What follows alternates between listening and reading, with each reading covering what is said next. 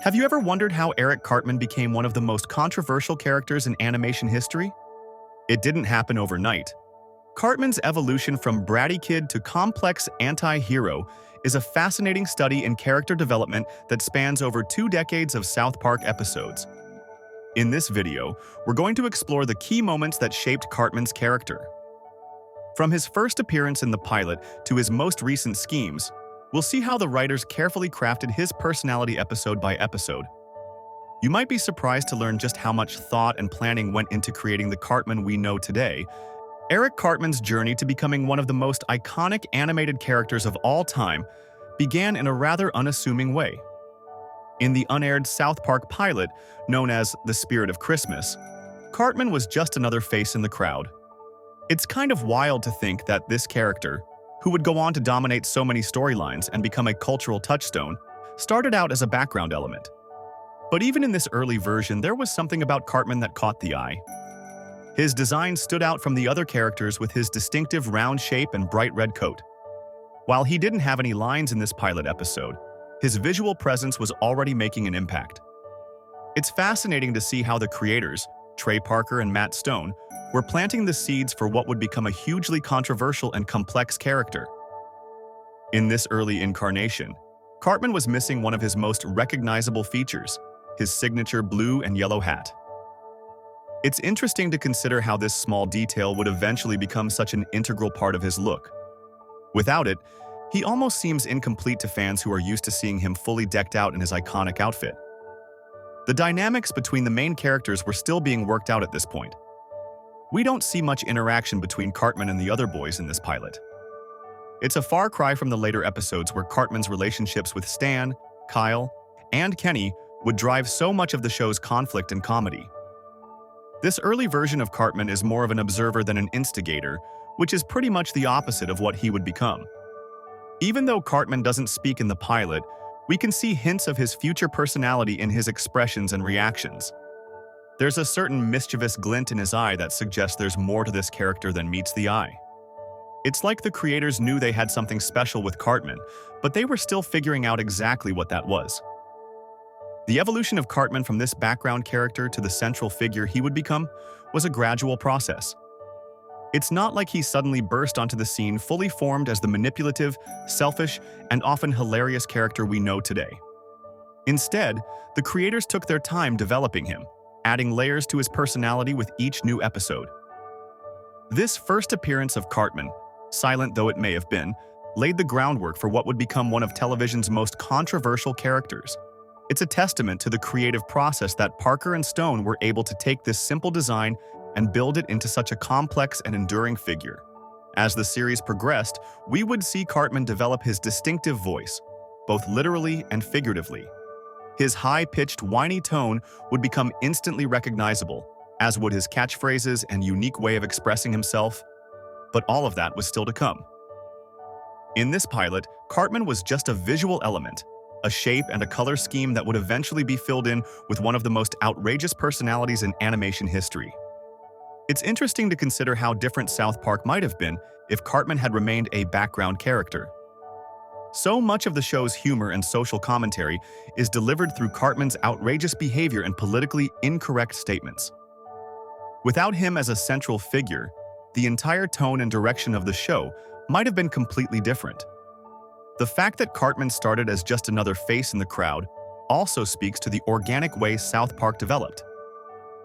The creators didn't come in with a fully formed idea of who these characters would be. Instead, they allowed them to grow and evolve naturally over time, responding to what worked and what didn't. This approach allowed them to create characters that felt authentic and relatable, even when they were doing completely outrageous things. As South Park moved from its pilot to its first season, Cartman underwent a dramatic transformation. The silent background character we saw in the pilot quickly evolved into the foul-mouthed antagonist we all love to hate. This evolution wasn't gradual. It happened almost immediately, setting the stage for Cartman's outrageous journey from background extra to scene-stealing star. In the very first aired episode, Cartman gets an anal probe, we already see Cartman's iconic catchphrase in action, "Screw you guys, I'm going home." This line not only gave Cartman a distinct voice, but also established his rebellious and self-centered personality right from the start. It's amazing how quickly the creators managed to develop such a strong character trait that would become synonymous with Cartman throughout the series. We also see Cartman's love for food, particularly his obsession with cheesy poofs, established early on in Season 1. This wasn't just a throwaway gag, it became a fundamental part of his character, showcasing his gluttonous nature and setting the stage for future storylines revolving around his weight and eating habits. It's interesting to see how such a simple character trait could evolve into a defining aspect of Cartman's personality. Another crucial element introduced in Season 1 is Cartman's relationship with his mother. We start to see how Mrs. Cartman's tendency to spoil her son contributes to his manipulative and selfish behavior. This dynamic becomes a recurring theme throughout the series, often serving as the root cause of Cartman's outrageous actions and lack of empathy. As the first season progresses, we begin to see the writers explore Cartman's manipulative side. He starts conning his friends, using his cunning to get what he wants. This trait becomes a cornerstone of Cartman's character, leading to some of the most memorable and complex storylines in later seasons. It's fascinating to see how this aspect of his personality was already being developed so early on. Season 1 also gives us our first taste of Cartman's racism and prejudices. While not as overt as in later seasons, we start to see hints of these controversial character traits. It's a bold move by the writers, laying the groundwork for Cartman to become one of the most politically incorrect characters on television. This aspect of his personality would go on to spark numerous debates and discussions about the role of satire in addressing societal issues. Another key development in Season 1 is the beginning of Cartman's rivalry with Kyle. This dynamic becomes central to many future storylines, with their conflicting personalities and beliefs often driving the plot of entire episodes. It's interesting to see how this rivalry starts to take shape, evolving from simple disagreements to full-blown antagonism as the season progresses. The episode Cartman Gets an Anal Probe really showcases Cartman's selfish nature. Throughout the episode, we see him primarily concerned with his own problems, even as his friends deal with alien abductions and anal probes. This self-centeredness becomes a defining trait for Cartman, often putting him at odds with the other characters and driving much of the show's conflict. By the end of Season 1, Cartman's voice acting had evolved significantly. His voice became more distinct and recognizable, contributing to his character's development as a central figure in the series. This evolution in his vocal performance helped solidify Cartman as a unique and memorable character, setting him apart from the other boys in South Park. Finally, Season 1 firmly establishes Cartman's role as the antagonist of the group. While he's still part of the main cast, it becomes clear that Cartman's actions and attitudes often put him at odds with Stan, Kyle, and Kenny. This dynamic sets up countless future conflicts and provides a source of constant tension within the group. While Season 1 established Cartman as the group's antagonist, it was in Season 2 that we first witnessed the true depths of his cunning. The episode, Cartman's Mom is a Dirty Slut, marks a turning point in Cartman's character development, showcasing his first major plot-driving scheme. This two-part episode not only highlights Cartman's growing manipulative nature, but also sets the stage for the elaborate schemes that would become his trademark in future seasons. In this episode, we see Cartman embark on a quest to discover his father's identity. But rather than simply asking his mother or conducting a quiet investigation, Cartman decides to manipulate the entire town of South Park to achieve his goal. This is our first real glimpse of Cartman as a mastermind, capable of orchestrating complex plots that affect not just his friends, but the whole community.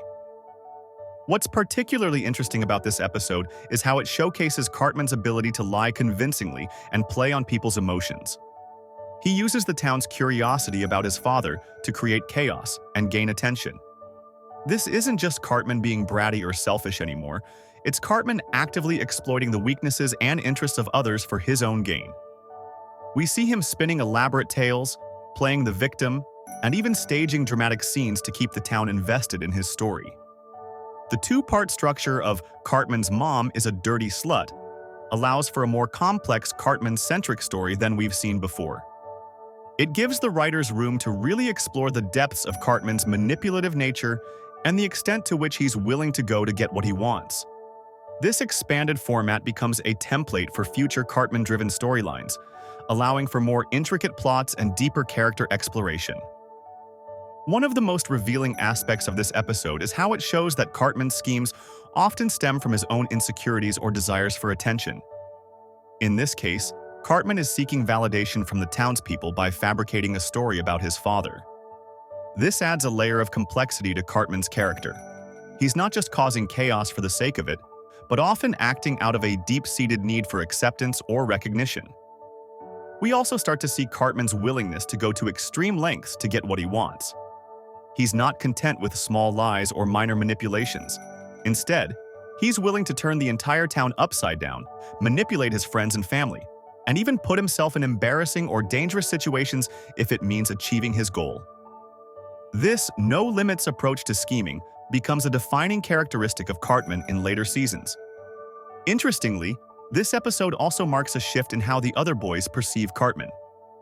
Stan, Kyle, and Kenny begin to recognize Cartman's manipulative nature, but they often still fall for his tricks. This creates an interesting dynamic where the boys are simultaneously wary of Cartman and yet still drawn into his schemes. It's a relationship that will continue to evolve throughout the series, with the boys becoming more savvy to Cartman's manipulations, but never quite managing to avoid them entirely. As the series progresses, we see Cartman's schemes become more and more elaborate. The writers seem to delight in exploring the limits of his character, pushing him to new extremes with each plot. Cartman's mom is a dirty slut is just the beginning, a taste of the outrageous schemes to come. From faking his own death to starting a Christian rock band, from becoming a psychic detective to impersonating a robot, Cartman's plots only get more complex and audacious as the series goes on. This episode is crucial in establishing Cartman as more than just the group's antagonist. He becomes a driving force for many of the show's most memorable storylines. His schemes often serve as a catalyst for exploring broader social issues or satirizing current events, a role that becomes increasingly important as the series develops its reputation for biting social commentary. Cartman's relationship with Kyle is more than just a rivalry. It's the beating heart of South Park's conflict and social commentary. While we've seen Cartman's antagonistic nature develop in earlier seasons, it's his ongoing feud with Kyle that truly defines his character and drives many of the show's most memorable storylines. Their clash of worldviews becomes a central theme, with Kyle often serving as the moral compass that highlights just how far Cartman will go in his selfish pursuits. We see this dynamic really start to take shape in episodes like Chicken Lover and Jubilee. These early episodes lay the groundwork for their ongoing conflict, showcasing how Cartman's self-centered actions constantly put him at odds with Kyle's more ethical stance. It's not just about two kids who don't get along. Their rivalry becomes a battleground for larger issues of morality and prejudice that the show explores throughout its run. One of the most defining aspects of Cartman's character that emerges from this rivalry is his blatant anti-Semitism. Cartman's prejudiced views, often directed specifically at Kyle, become a recurring theme that the writers use to tackle issues of discrimination and intolerance. We see Cartman using derogatory language and stereotypes, showcasing the deep-seated animosity he holds towards Kyle. This isn't just childish name-calling. Cartman's attacks on Kyle's Jewish heritage reveal a darker side to his character that goes beyond simple dislike. What's fascinating about their relationship is how it evolves over time. In the early seasons, we see Cartman and Kyle butting heads over relatively minor issues. But as the series progresses, their rivalry becomes more complex and personal. Cartman's schemes to harm or humiliate Kyle grow more elaborate, while Kyle's attempts to stand up to Cartman become more impassioned. This escalation allows the writers to explore deeper societal issues through their interactions. Kyle's role as Cartman's moral counterpoint is crucial to the show's structure. He's often the one calling out Cartman's selfish behavior, forcing both Cartman and the audience to confront the consequences of unchecked ego and prejudice. This dynamic creates some of South Park's most powerful moments of social commentary, as Kyle's arguments against Cartman's actions often reflect larger debates happening in society. What makes their rivalry so compelling is that it's not always black and white. We see moments where Cartman and Kyle are forced to work together despite their hatred, such as in the episode It Hits the Fan. These instances reveal the complexity of their relationship and how their rivalry can lead to unexpected alliances. It's in these moments that we see glimpses of potential growth in Cartman's character, even if he usually reverts to his selfish ways by the end. As the series progresses, the Cartman-Kyle dynamic becomes a driving force for many of South Park's best episodes.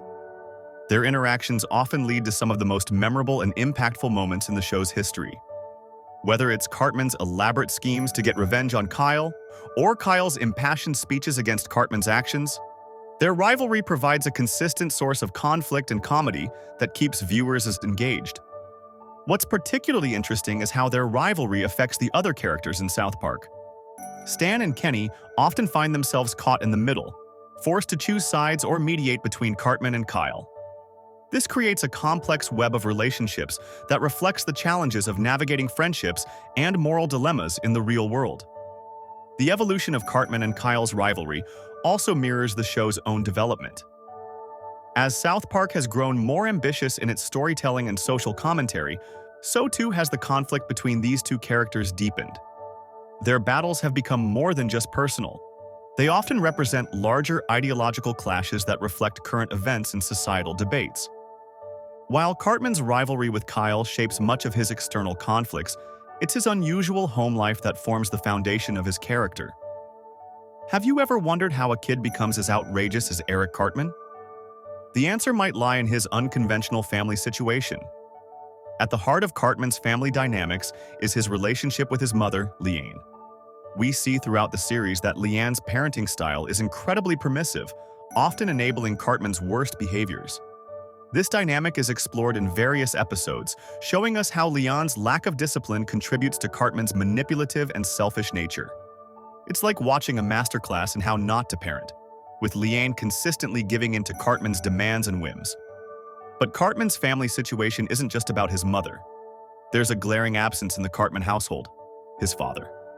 The mystery surrounding Cartman's paternity becomes a recurring plot point throughout the series, adding layers of complexity to his character.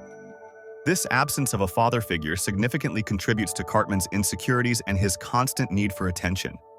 We see this reflected in his interactions with other characters, where he often seeks validation through manipulation and control.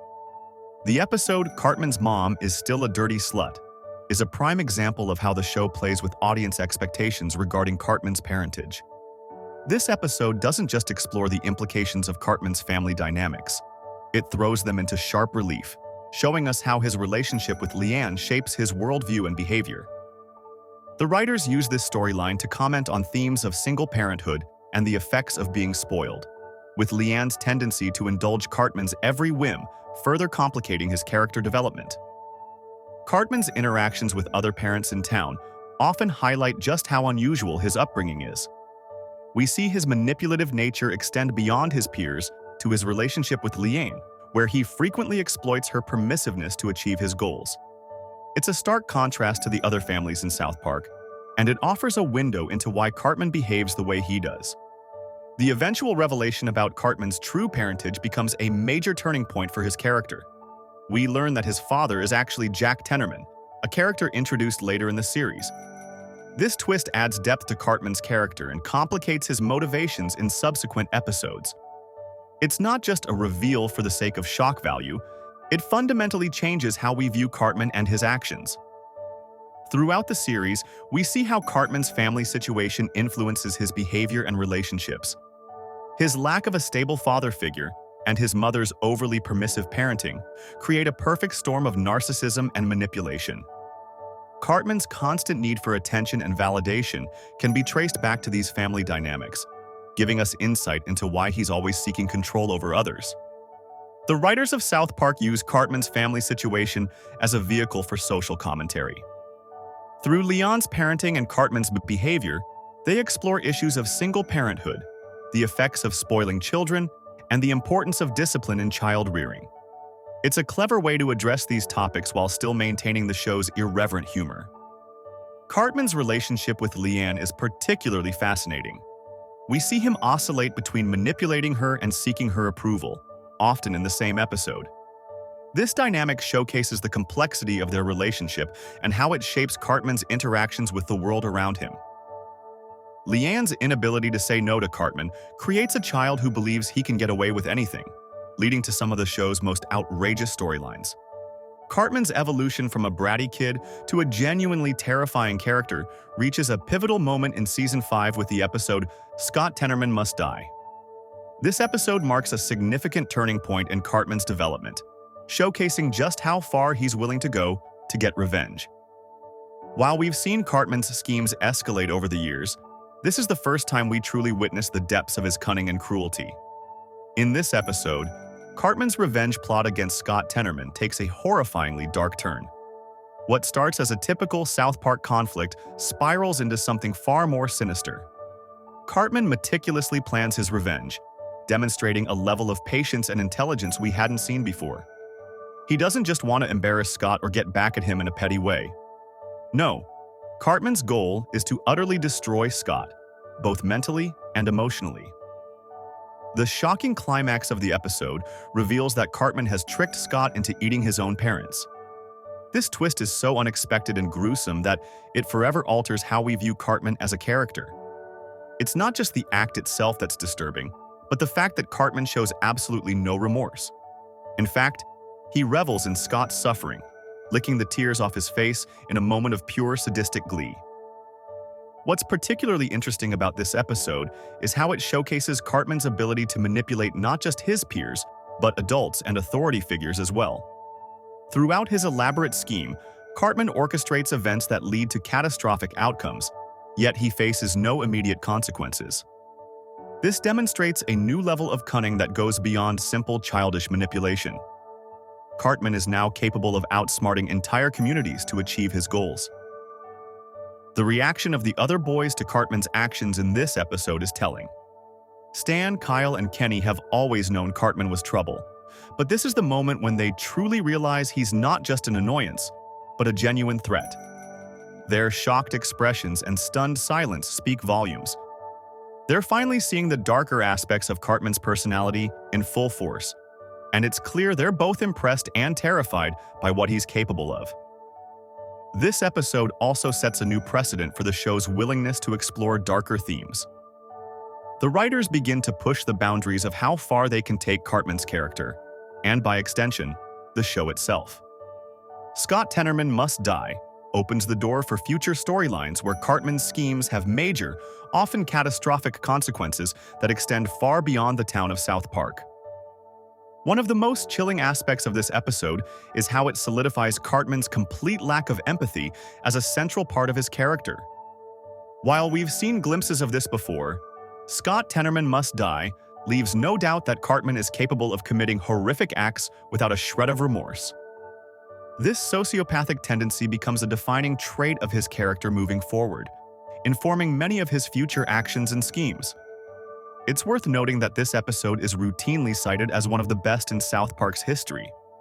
It often appears at the top of lists ranking South Park episodes, which speaks to its significant impact on the series as a whole. The shocking nature of Cartman's actions, combined with the clever writing and dark humor, created a perfect storm that resonated with viewers and critics alike. From this point on, we see Cartman's schemes start to have real, lasting consequences for South Park and beyond. His ambitions grow larger, and his plans become more elaborate. No longer content with simple pranks or petty revenge, Cartman begins to set his sights on grander targets. Whether it's manipulating a peace conference between Israel and Palestine or trying to exterminate the Jewish people, Cartman's plots take on a scale that affects not just individuals, but entire communities and even nations. While Cartman's grandiose plans aren't the only thing that expands over time, his prejudices also evolve, becoming a complex tool for social commentary. The writers of South Park have masterfully used Cartman's bigotry to hold up a mirror to society's own prejudices, often walking a fine line between satire and offensiveness. This approach allows the show to tackle sensitive topics through the lens of comedy, provoking discussions about the nature of prejudice in our world. One of the most prominent examples of how South Park uses Cartman's bigotry to address real-world issues is the episode Chef Goes Nanners. This episode directly confronts Cartman's racism and its impact on the town of South Park. We see Cartman's bigoted views putting him in conflict with other main characters, particularly Chef, who serves as a moral counterpoint to Cartman's behavior. The writers use this conflict to highlight the negative consequences of prejudice and its effects on communities.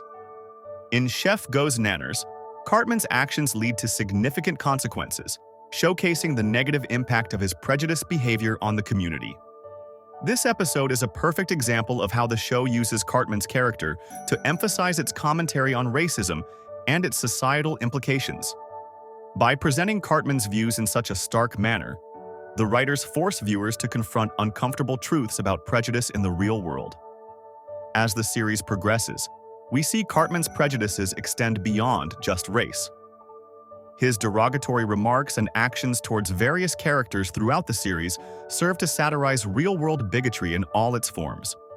Cartman's prejudices encompass gender, sexuality, and other groups, allowing the show to explore a wide range of social issues through his character. This multifaceted approach to bigotry allows South Park to address complex topics that might otherwise be difficult to discuss in a mainstream television show. One interesting aspect of Cartman's character is how the writers use him to explore the ways prejudice can be passed down through generations. In various episodes, we see Cartman's bigotry portrayed as a learned behavior, reflecting societal attitudes and the influence of his upbringing. This portrayal serves as a commentary on how prejudices are often ingrained in society and passed on to younger generations, challenging viewers to consider the sources of their own biases and preconceptions. Cartman's bigotry is often portrayed as a combination of genuine belief and a desire to provoke others. This complexity in his character illustrates the writer's commentary on the nature of prejudice in society. Sometimes Cartman truly believes in his bigoted views, while other times he seems to use them primarily to get a rise out of others or manipulate situations to his advantage. This nuanced portrayal reflects the complex nature of prejudice in the real world, where bigotry can stem from various sources and motivations. Throughout the series, South Park doesn't shy away from showing the negative consequences of Cartman's prejudiced actions. We often see how his behavior leads to conflict and harm within the community, reinforcing the social commentary embedded in the narrative. By consistently depicting the fallout from Cartman's bigotry, the show emphasizes the real-world impact of prejudice and discrimination. Over time, Cartman's bigotry becomes a powerful tool for the show to address complex social issues. The writers use his character to engage with sensitive topics through the lens of satire and humor, while also provoking thoughtful discussions about the nature of prejudice.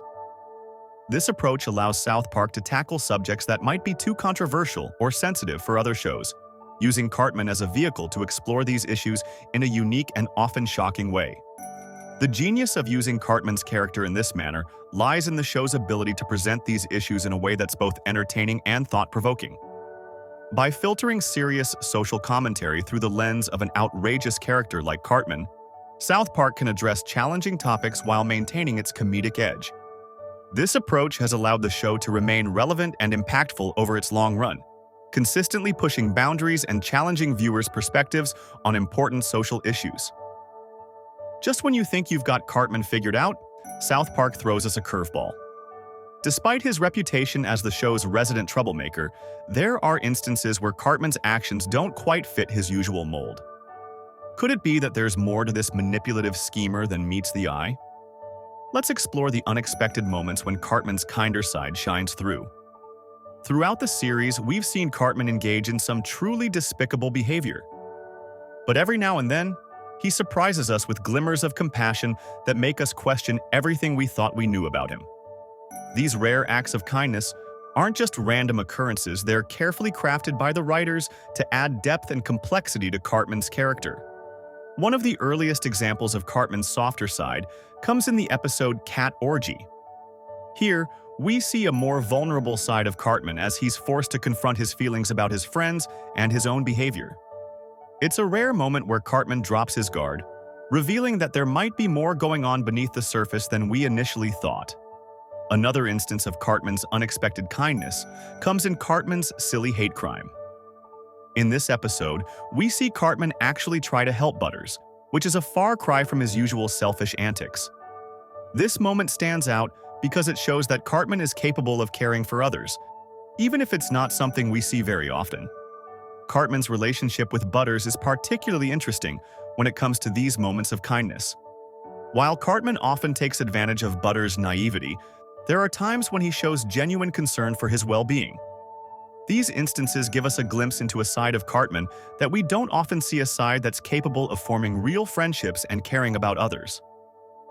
The episode takes a deep dive into Cartman's psyche, exploring his emotional needs and desire for genuine connection. This episode is particularly revealing because it shows us that beneath all of Cartman's bravado and manipulation, there's a vulnerable child who craves love and acceptance. It's a stark reminder that even the most outrageous characters have hidden depths. What's particularly interesting about these moments of kindness is how they catch the other characters off guard. When Cartman does something nice, it's often met with confusion or suspicion from Stan, Kyle, and the rest of the gang. This reaction not only adds to the comedic element of the show, but also highlights just how rare and unexpected these acts of kindness are coming from Cartman. These glimpses of humanity serve an important purpose in Cartman's character development. They make him more than just a one-dimensional villain, they make him unpredictable and complex. Just when we think we have Cartman figured out, he'll do something that completely defies our expectations. This unpredictability is part of what makes Cartman such a compelling character to watch. It's worth noting that these moments of kindness aren't always straightforward. Sometimes it's hard to tell whether Cartman's actions are genuinely altruistic or if they're part of some larger scheme. This ambiguity adds another layer of complexity to his character, leaving viewers to question whether Cartman is capable of true selflessness or if there's always an ulterior motive behind his actions. The writers of South Park use these moments of kindness as a way to balance out Cartman's negative traits. Without these glimpses of humanity, Cartman might be too unlikable for audiences to connect with. By showing that he's capable of kindness, even if it's rare, the writers make Cartman a more well-rounded and relatable character. These acts of kindness also serve to humanize Cartman in a way that makes his more outrageous behavior even more impactful. When we see that Cartman is capable of empathy and kindness, it makes his cruel actions all the more shocking. This contrast adds depth to his character and keeps viewers on their toes, never quite sure what to expect from him. It's important to note that these moments of kindness don't negate Cartman's negative qualities. He's still selfish, manipulative, and often cruel. But these glimpses of a softer side add nuance to his character, making him more than just a one-note antagonist. They remind us that even the most seemingly irredeemable characters can have moments of humanity. Cartman's alter egos are more than just costumes, they're windows into the complex mind of South Park's most notorious troublemaker. Throughout the series, we've seen Cartman adopt various personas, each reflecting different aspects of his personality and serving his manipulative schemes. These alter egos aren't just for show, they're carefully crafted tools in Cartman's arsenal of deception and control. One of Cartman's most memorable alter egos is the Coon, his superhero persona that showcases his desire for power and recognition. But true to Cartman's nature, the Coon isn't your typical hero. This alter ego has a dark twist that highlights Cartman's selfishness and willingness to do anything for attention. We see Cartman fully commit to this persona, creating elaborate backstories and even going as far as to frame other superheroes just to maintain his spotlight. In the episode Awesome-O, we get to see Cartman's talent for sustained deception in action. He disguises himself as a robot to manipulate Butters, showcasing his ability to maintain elaborate lies and his willingness to exploit his friends for personal gain. This alter ego demonstrates Cartman's patience and dedication to his schemes as he maintains the robot charade for an extended period, even in the face of increasingly difficult challenges. Cartman's time child persona in the episode Go God Go is another fascinating example of his alter egos. This persona reflects Cartman's messiah complex and his delusions of grandeur. We see him fully embrace the idea that he's destined to save the world, further emphasizing his inflated sense of self-importance. It's interesting to note how Cartman can seamlessly slip into these roles, truly believing in his own importance within each scenario. The Grand Wizard King persona that Cartman adopts in the Black Friday trilogy is particularly revealing. This alter ego highlights Cartman's desire for power and control as he leads a group of children in a battle for the ultimate gaming console. We see Cartman fully embrace the role of a medieval leader complete with elaborate costumes and grandiose speeches. This persona showcases Cartman's talent for manipulation and his ability to rally others around his cause no matter how ridiculous it may be. In the episode Tust, we get to see yet another side of Cartman's mimicry skills. His impersonation of Gordon Ramsay demonstrates his talent for observation and imitation. Cartman uses this persona in an attempt to control his mother and assert dominance in his household. It's fascinating to see how he adapts real-world figures into his schemes, showing his ability to analyze and exploit the traits of others. What's particularly interesting about Cartman's alter egos is how the South Park writers use them to explore different facets of his complex personality. Each persona serves as a vehicle for character development and plot progression. Through these alter egos, we get to see Cartman's insecurities, his desires for power, and his manipulative tendencies all laid bare. Cartman's ability to fully commit to these personas is truly remarkable. Whether he's playing a superhero, a robot, or a medieval king, Cartman throws himself into the role with unwavering dedication. This commitment often leads to humorous and outrageous situations that drive the narrative forward. It's this aspect of Cartman's character that makes him such a compelling and unpredictable force within the show. We also see Cartman adopt various ethnic stereotypes as disguises, often for manipulative purposes.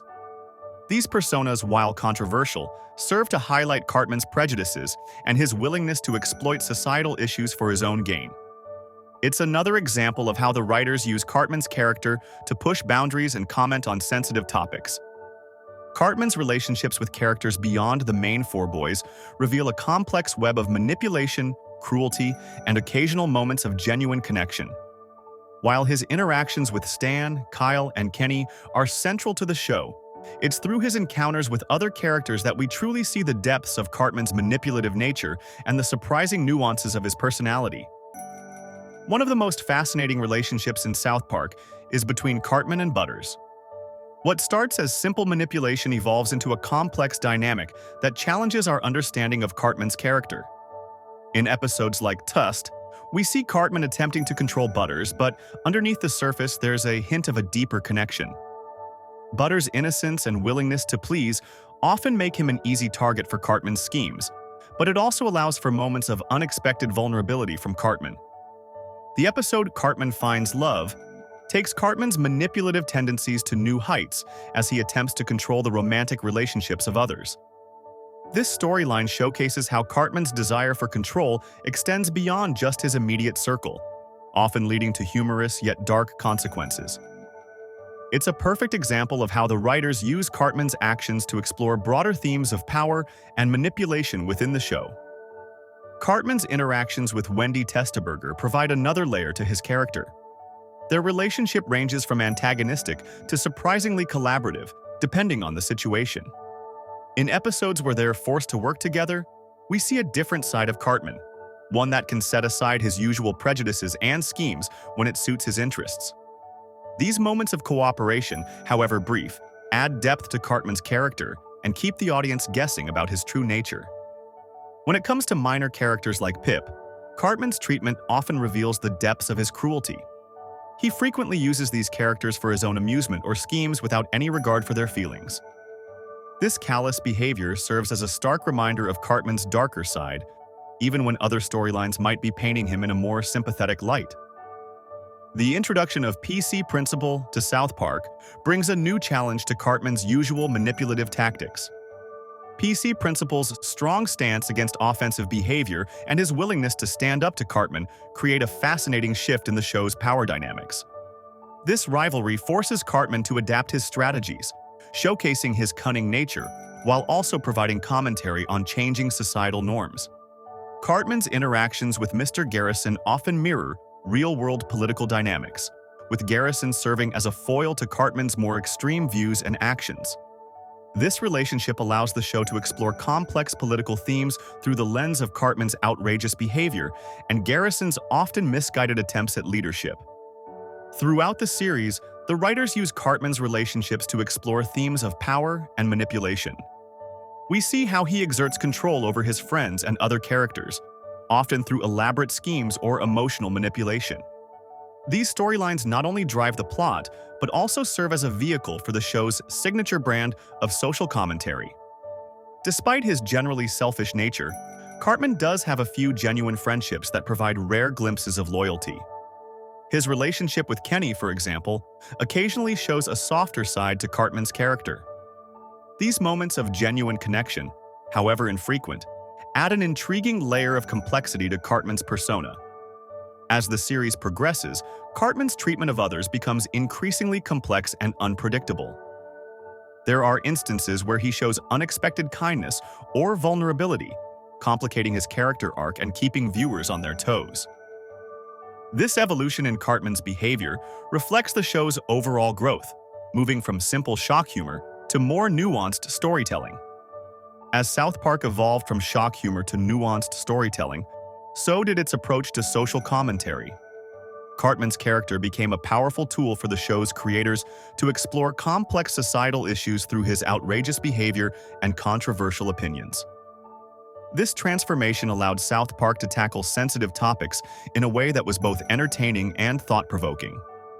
One of the most notable examples of Cartman's role in social commentary is the episode Cartoon Wars. In this two-part story, Cartman's actions are used to explore the contentious issues of free speech and censorship, particularly in relation to the depiction of religious figures. The episode highlights the tension between artistic expression and societal backlash, using Cartman's selfish motivations as a vehicle to drive the plot forward and spark discussion about these complex topics. Cartman's schemes often mirror real-world events, allowing the show to directly parody current affairs and social trends. For instance, his elaborate revenge plot in Scott Tenorman Must Die reflects themes of revenge and the extreme lengths individuals will go to achieve their desires. This approach enables the writers to comment on human nature and societal norms in a way that's both shocking and darkly humorous. The show frequently uses Cartman to critique consumer culture and corporate manipulation.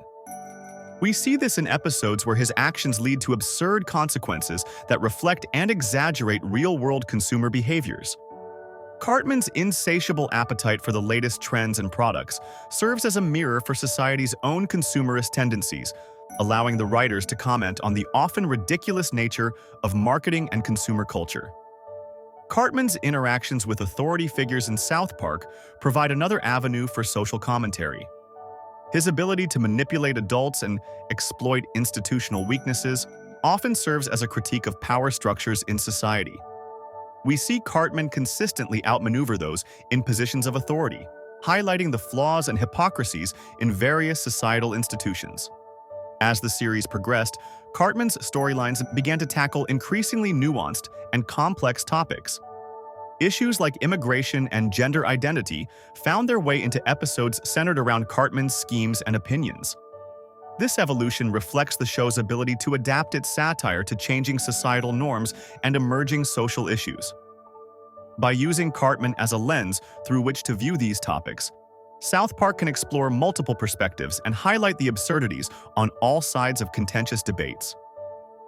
The writers of South Park have discussed their approach to using Cartman as a means to address sensitive topics. In interviews, Matt Stone and Trey Parker have emphasized the importance of humor in tackling serious issues. They believe that by pushing boundaries and using characters like Cartman to voice extreme opinions, they can encourage viewers to think critically about their own beliefs and the world around them. Cartman's role in South Park's satire extends beyond just being the voice of controversial opinions.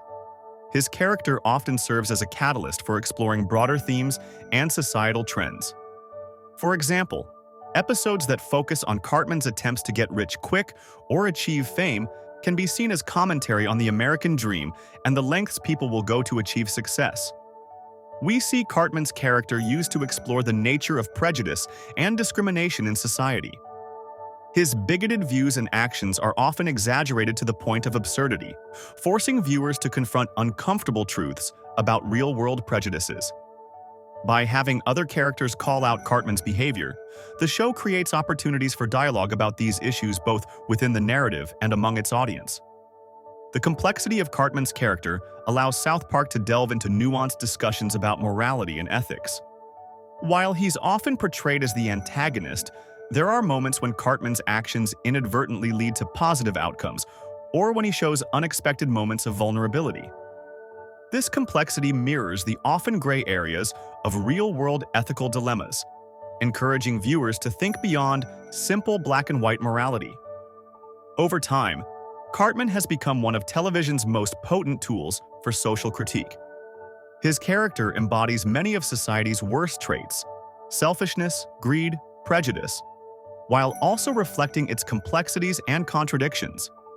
By using Cartman as a vehicle for satire, South Park is able to address controversial topics in a way that's both entertaining and thought-provoking, encouraging viewers to engage with important social issues through the lens of humor and absurdity. Cartman's moral compass, or lack thereof, is one of the most fascinating aspects of his character. We've seen him commit some truly despicable acts throughout the series, but is there a line even Cartman won't cross? Let's explore the depths of his moral depravity and the rare moments that make us wonder if there's any hope for redemption. One of the most striking examples of Cartman's moral flexibility comes in the episode Up the Down Steroid. Here, we see Cartman faking a disability to compete in the Special Olympics. This isn't just a case of cheating to win a competition, it's a calculated manipulation of people's sympathy and goodwill. Cartman's willingness to exploit a vulnerable group for his own gain shows just how far he's willing to go to achieve his goals. But Cartman's moral bankruptcy isn't limited to grand schemes. In the episode Casa Bonita, we see him go to extreme lengths for something as trivial as a trip to a Mexican-themed restaurant. Cartman manipulates Butters into hiding in a bomb shelter, convincing him that a meteor is about to hit Earth. This showcases not only Cartman's selfishness, but also his complete disregard for the well-being of others, even those he considers friends.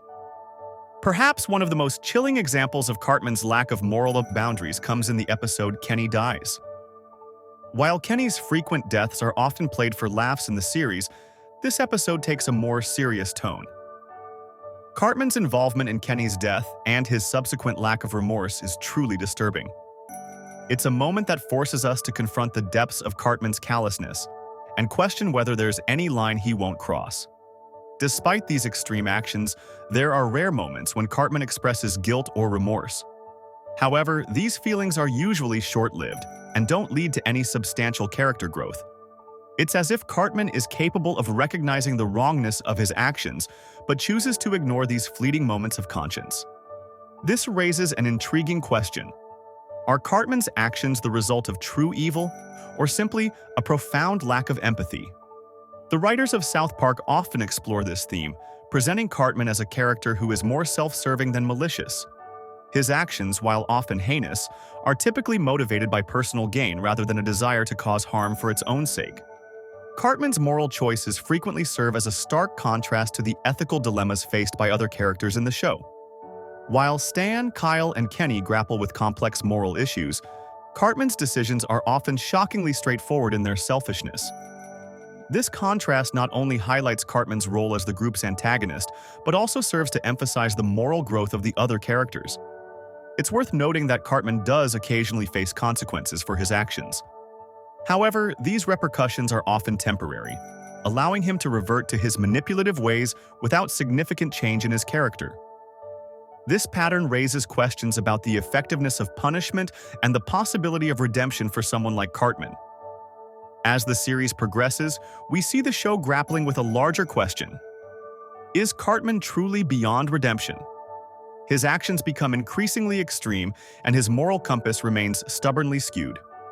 Yet, the show continues to present moments of humanity in Cartman, no matter how fleeting, keeping viewers engaged with the possibility of change. One of the most compelling aspects of Cartman's character is how he forces us to confront our own moral boundaries. As viewers, we often find ourselves laughing at Cartman's outrageous behavior, only to be shocked by the real-world implications of his actions. This tension between humor and horror is at the heart of South Park's social commentary, with Cartman serving as the perfect vehicle for exploring society's darker impulses. Cartman's moral flexibility also allows the show to tackle controversial topics in a unique way. By pushing his character to extremes, the writers can explore issues that might be too sensitive to address directly. Cartman's actions often serve as a mirror, reflecting society's worst traits back at the audience and challenging us to confront uncomfortable truths about human nature. While Cartman's actions have pushed the boundaries of morality, his appearance has undergone a fascinating evolution of its own. Cartman's basic design has remained surprisingly consistent over the years, with his round body and iconic blue hat serving as instantly recognizable elements since the early seasons. This consistency has helped establish Cartman as one of the most visually iconic characters in animation history. As South Park's animation style evolved, we see subtle changes in Cartman's proportions. These adjustments reflect the advancements in animation techniques and the show's overall aesthetic development. The animators have fine-tuned Cartman's shape and size, making him more dynamic on screen while still maintaining his signature look. One of the most noticeable changes in Cartman's design comes in the form of his expressions. In later seasons, we see Cartman's face become more varied and expressive, allowing for a greater range of emotions to be conveyed through his character design. This evolution has given the animators more tools to bring Cartman's manipulative and scheming nature to life, enhancing the visual storytelling of the show. The introduction of HD episodes marked a significant milestone in Cartman's visual evolution. With the higher resolution, we see more detail in Cartman's design, from the texture of his clothing to the subtleties of his facial expressions. This enhanced visual presence has made Cartman even more dynamic on screen, allowing for more nuanced performances and visual gags. Throughout the series, we've seen Cartman's clothing change for specific episodes or story arcs, showcasing the flexibility of his character design. These costume changes often serve a narrative purpose, whether it's Cartman dressing up as part of one of his schemes or adapting to a new environment.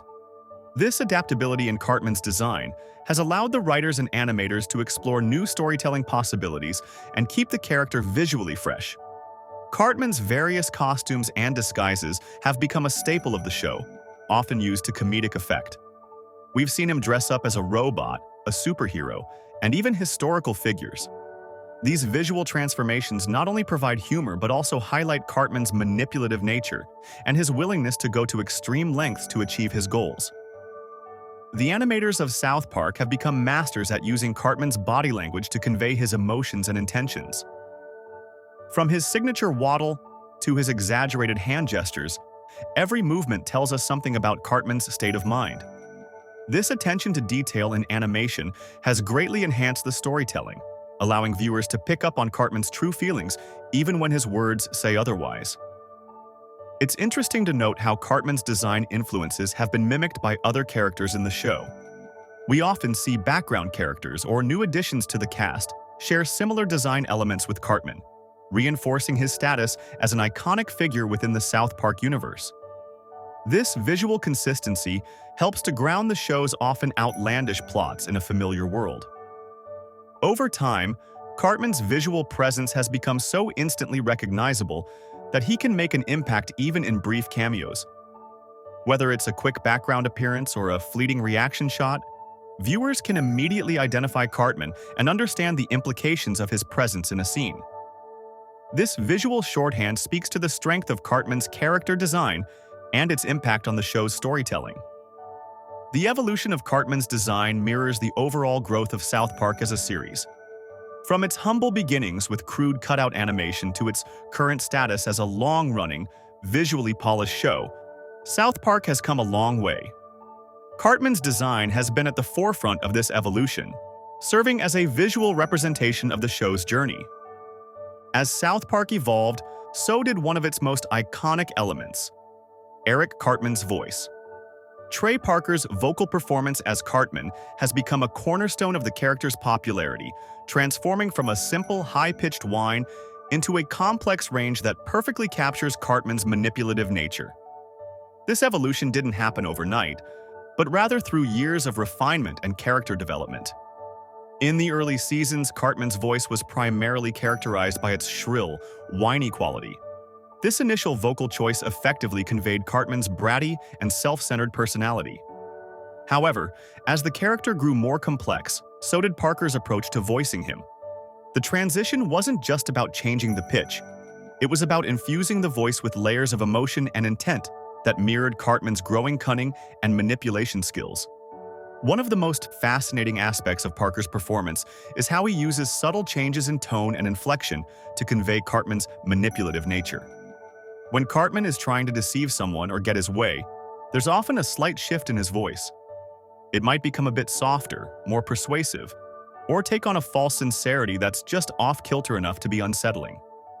This vocal nuance adds depth to Cartman's character, making his schemes more believable and his manipulations more effective. Cartman's catchphrases and vocal tics have become an integral part of his character, thanks in large part to Parker's delivery. The way Cartman says, "Screw you guys, I'm going home," has become instantly recognizable, even to casual viewers of the show. These phrases, delivered with Cartman's signature inflection, have become cultural touchstones, often quoted and mimicked by fans. Parker's ability to make these lines sound both natural and memorable is a testament to his skill as a voice actor. The writers of South Park often give Cartman elaborate monologues, which serve as a showcase for Parker's voice acting abilities. These monologues can range from impassioned, if misguided speeches, to long-winded explanations of his latest scheme. Parker's delivery during these moments is crucial, as he needs to maintain Cartman's character while also conveying the gravity or absurdity of the situation. It's in these extended vocal performances that we can really appreciate the nuance Parker brings to the role. Another aspect of Cartman's voice that has evolved over time is his singing. Cartman's musical numbers have become a recurring element in the series, often used for comedic effect. Parker's ability to switch between Cartman's speaking and singing voice while maintaining the character's essence is impressive. Whether Cartman is belting out an offensive song or trying to manipulate others through music, his singing voice has become another tool in his arsenal of manipulation. Interestingly, Cartman's voice has become so distinctive that it influences how other characters in the show perceive and mimic him.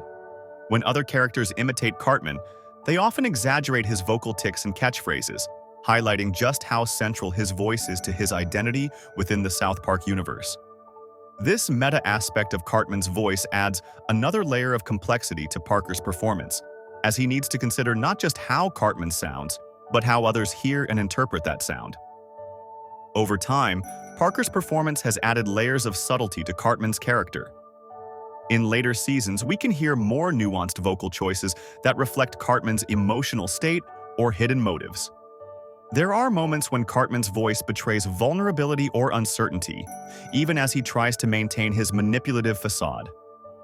These subtle shifts in tone and delivery allow viewers to see glimpses of depth in what could otherwise be a one-dimensional character.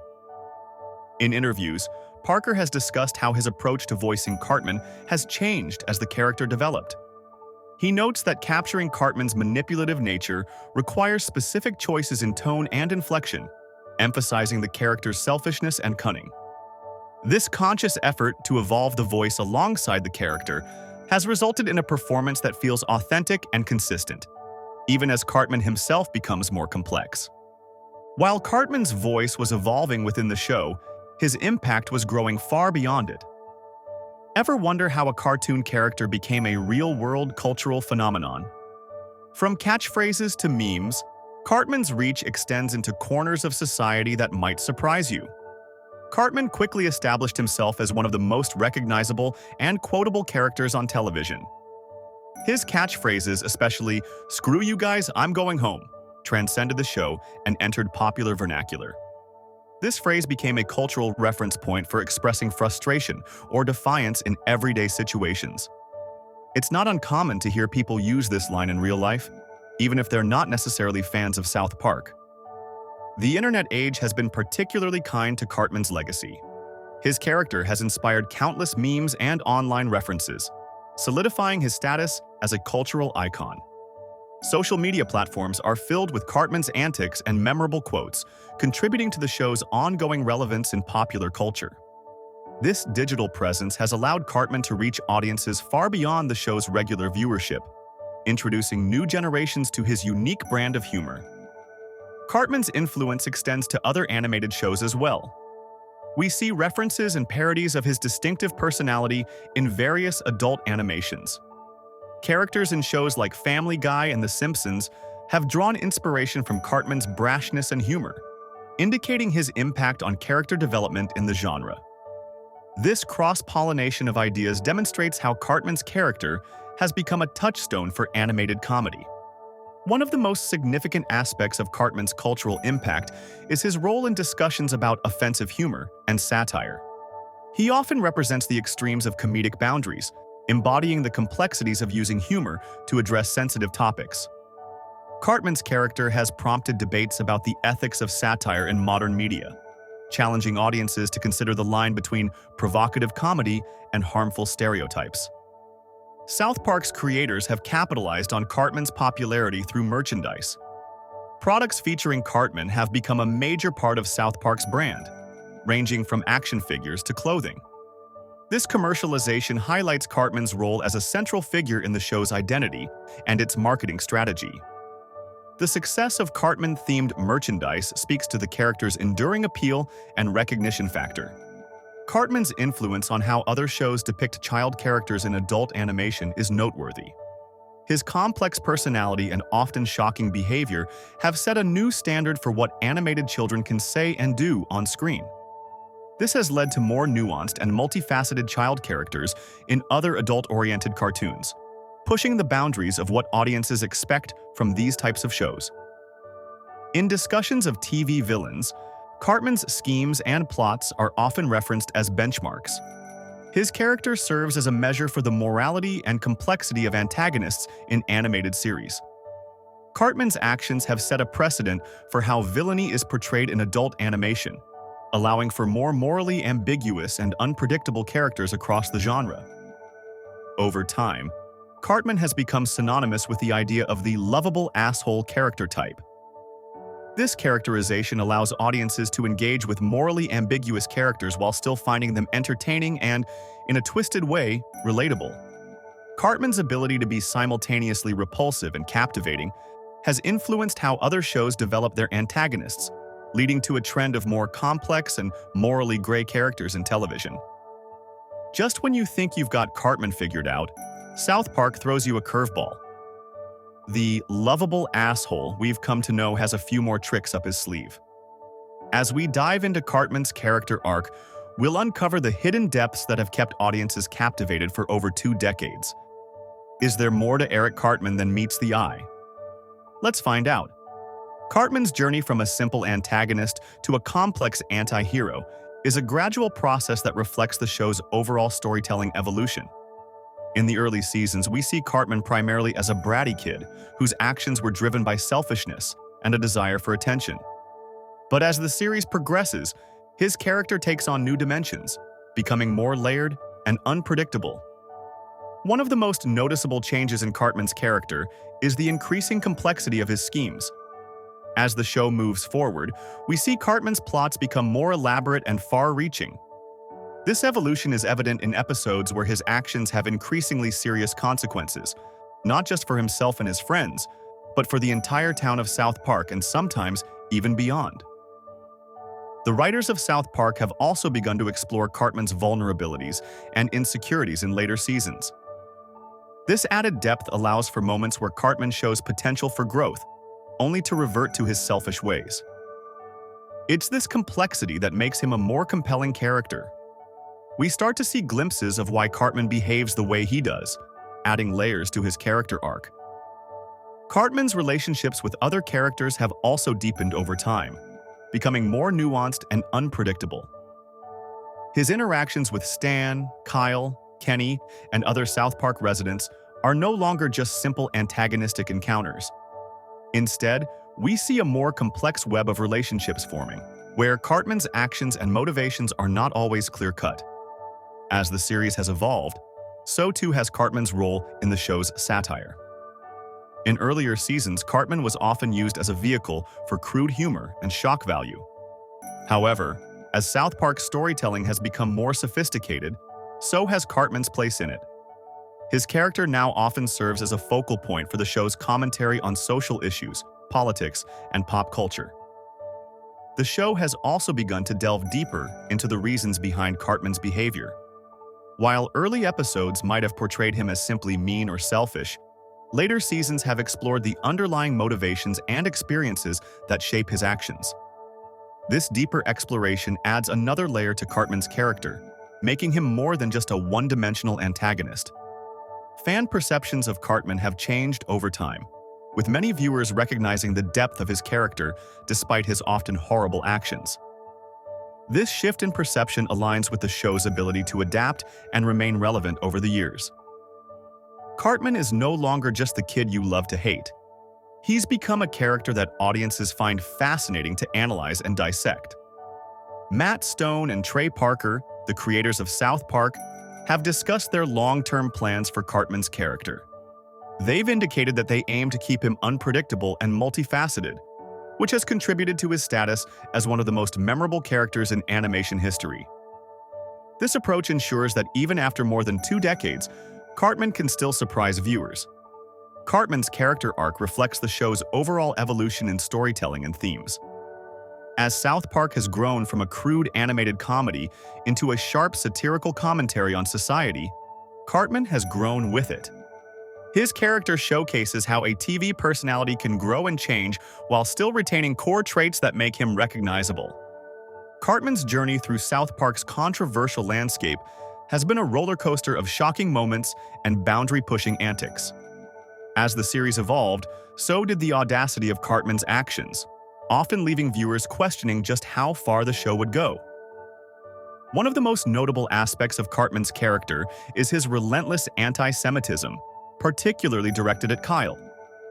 This ongoing prejudice has been a source of heated debate among fans and critics alike, with many questioning whether the show's use of such offensive humor crosses the line or serves a greater purpose in satirizing real-world bigotry. We see a significant shift in Cartman's character arc with the episode Kenny Dies. This marked a turning point for Cartman, as his involvement in Kenny's death showcased an extreme level of selfishness and lack of empathy that tested the limits of audience sympathy. It's a moment that made viewers question whether Cartman had finally gone too far, and if there was any hope for redemption for this troublesome character. Of course, we can't discuss Cartman's most controversial moments without mentioning the infamous "Scott Tenorman Must Die" episode. This particular storyline pushed the boundaries of dark humor to new extremes, leaving audiences both horrified and oddly fascinated. The elaborate revenge plot Cartman concocts against Scott Tenorman culminates in a twist so shocking that it cements Cartman's status as one of television's most ruthless characters. Cartman's use of racial slurs and stereotypes has been a constant source of controversy throughout the series. The show's writers often use Cartman as a vehicle to address sensitive topics, but his extreme views and offensive language frequently generate backlash from audiences and critics. This approach raises questions about the responsibility of satirical shows in handling such sensitive material, and whether Cartman's character serves to highlight societal issues or potentially normalizes harmful behavior. In The Passion of the Jew, we see Cartman's actions spark intense debates about religious satire. The episode showcases Cartman manipulating others and furthering his own agenda under the guise of religious fervor, leading to discussions about the show's approach to sensitive topics like faith and cultural identity. This episode, like many others featuring Cartman, walks a fine line between pointed commentary and potentially offensive content. As the series progressed, Cartman's treatment of other characters, particularly Heidi, in later seasons, raised significant questions about the depiction of abusive relationships in media. Critics argued that the show's portrayal of Cartman's manipulative behavior towards Heidi trivializes serious issues, while others defended it as a means of highlighting the insidious nature of such relationships. The show's use of Cartman to address sensitive topics like school shootings has generated mixed reactions from viewers. Some appreciate the satirical approach to these difficult subjects, while others feel it crosses a line, particularly when filtered through Cartman's callous perspective. This ongoing debate reflects the broader conversations about the role of satire in addressing real-world tragedies and social issues. Over time, Cartman's most extreme actions have consistently tested the limits of audience sympathy. The show grapples with the challenge of keeping Cartman's character shocking and relevant without alienating viewers entirely. It's a delicate balance that the writers have had to navigate, especially as societal norms and sensitivities have evolved over the years. Matt Stone and Trey Parker, the creators of South Park, have discussed the challenge of keeping Cartman shocking without going too far. They've acknowledged the fine line they walk with his character, always seeking to push boundaries while maintaining some semblance of audience connection. This ongoing struggle reflects the broader challenges faced by satirical shows in an era of increased social awareness and changing cultural norms. While Cartman's antics with his peers are often outrageous, his interactions with authority figures reveal an entirely new level of manipulation and cunning. From the early seasons, we see Cartman's unique ability to navigate the adult world, often exploiting the naivety or weaknesses of those in positions of power to further his own goals. One of the most striking examples of Cartman's manipulation of adults comes in the episode Cartman Joins NAMBLA. Here, we see Cartman's dangerous naivety with adult manipulation as he attempts to befriend adults for his own gain. This episode showcases how Cartman's desire for attention and validation can lead him into potentially harmful situations, while also highlighting his ability to adapt and manipulate even when out of his depth. Cartman's relationship with Mr. Garrison is particularly fascinating, as it evolves alongside Garrison's own character development throughout the series. As Garrison's character undergoes significant changes, we see Cartman adapting his approach, always finding new ways to exploit or manipulate his teacher for personal benefit. This dynamic relationship reflects the shifting power structures within the show and serves as a microcosm for Cartman's ability to navigate changing social landscapes. Similarly, Cartman's interactions with school administrators, particularly Principal Victoria and later PC Principal, demonstrate his adaptability and cunning. With Principal Victoria, we often see Cartman playing on her sympathies or exploiting bureaucratic loopholes to avoid punishment. When PC Principal is introduced, Cartman initially struggles with this new authority figure's strict adherence to political correctness. However, true to form, Cartman eventually finds ways to manipulate even this seemingly uncompromising character, often using PC culture itself as a weapon. Cartman's encounters with law enforcement and other authority figures frequently serve as a vehicle for the show's social commentary. We see him outsmarting police officers, manipulating government officials, and even influencing national policy through his schemes. These interactions not only highlight Cartman's cleverness, but also often expose the incompetence or corruption within various institutions. The writers of South Park cleverly use Cartman's defiance of authority to comment on larger issues of institutional power. By having Cartman challenge and often overcome these authority figures, the show raises questions about the legitimacy and effectiveness of traditional power structures. Cartman's successes in manipulating adults often serve as a critique of societal norms and the sometimes arbitrary nature of authority. As the series progresses, we see Cartman becoming increasingly adept at exploiting the weaknesses of authority figures. He learns to use their own rules and expectations against them, often turning situations to his advantage in surprising ways. This evolution of Cartman's manipulative abilities reflects a deeper understanding of social dynamics and power structures, adding layers of complexity to his character. Interestingly, Cartman's manipulation of adults also affects his relationships with other kids in South Park. At times, his ability to influence adults gives him an edge over his peers, allowing him to gain power or avoid consequences. However, it also often leads to resentment and distrust from other children, particularly when they fall victim to the fallout from Cartman's schemes. In the episode Tust, we see a rare exploration of Cartman's relationship with his own mother as an authority figure. This episode delves into the dynamics of their relationship, revealing how Cartman's manipulative nature extends even to the most fundamental adult figure in his life. It's a fascinating look at the root of Cartman's behavior and the challenges of parenting such a complex and difficult child. As South Park's storytelling style evolved over the years, Eric Cartman's character underwent significant changes, reflecting the show's shift from episodic narratives to more complex, serialized storytelling. In the early seasons, Cartman was primarily used for comedic effect, often serving as a consistent antagonist to the other boys. His outrageous behavior and politically incorrect statements were typically contained within single episodes, with little carryover into subsequent stories. However, as the series progressed, we see a gradual shift in how Cartman's character is utilized within the narrative structure. The introduction of multi-episode arcs and more serialized storytelling allowed for a deeper exploration of Cartman's motivations and relationships. This change in approach gave the writers the opportunity to develop Cartman beyond his initial role as a simple antagonist, transforming him into a more layered and complex character. One of the turning points in Cartman's character development came with episodes like Scott Tenorman Must Die, which marked a significant shift in his characterization. This episode showcased Cartman's capacity for elaborate schemes and genuine emotional struggles, setting the stage for more nuanced storytelling centered around his character. As the show embraced longer story arcs, we see Cartman's actions in one episode having lasting consequences in future episodes, further complicating his character and his relationships with others. The evolution of South Park's narrative style also allowed for a more in-depth exploration of Cartman's relationships with other characters. In earlier seasons, his interactions with Kyle, Stan, and Kenny were often limited to simple conflicts or rivalries. However, as the show's storytelling became more sophisticated, we see these relationships develop greater depth and complexity.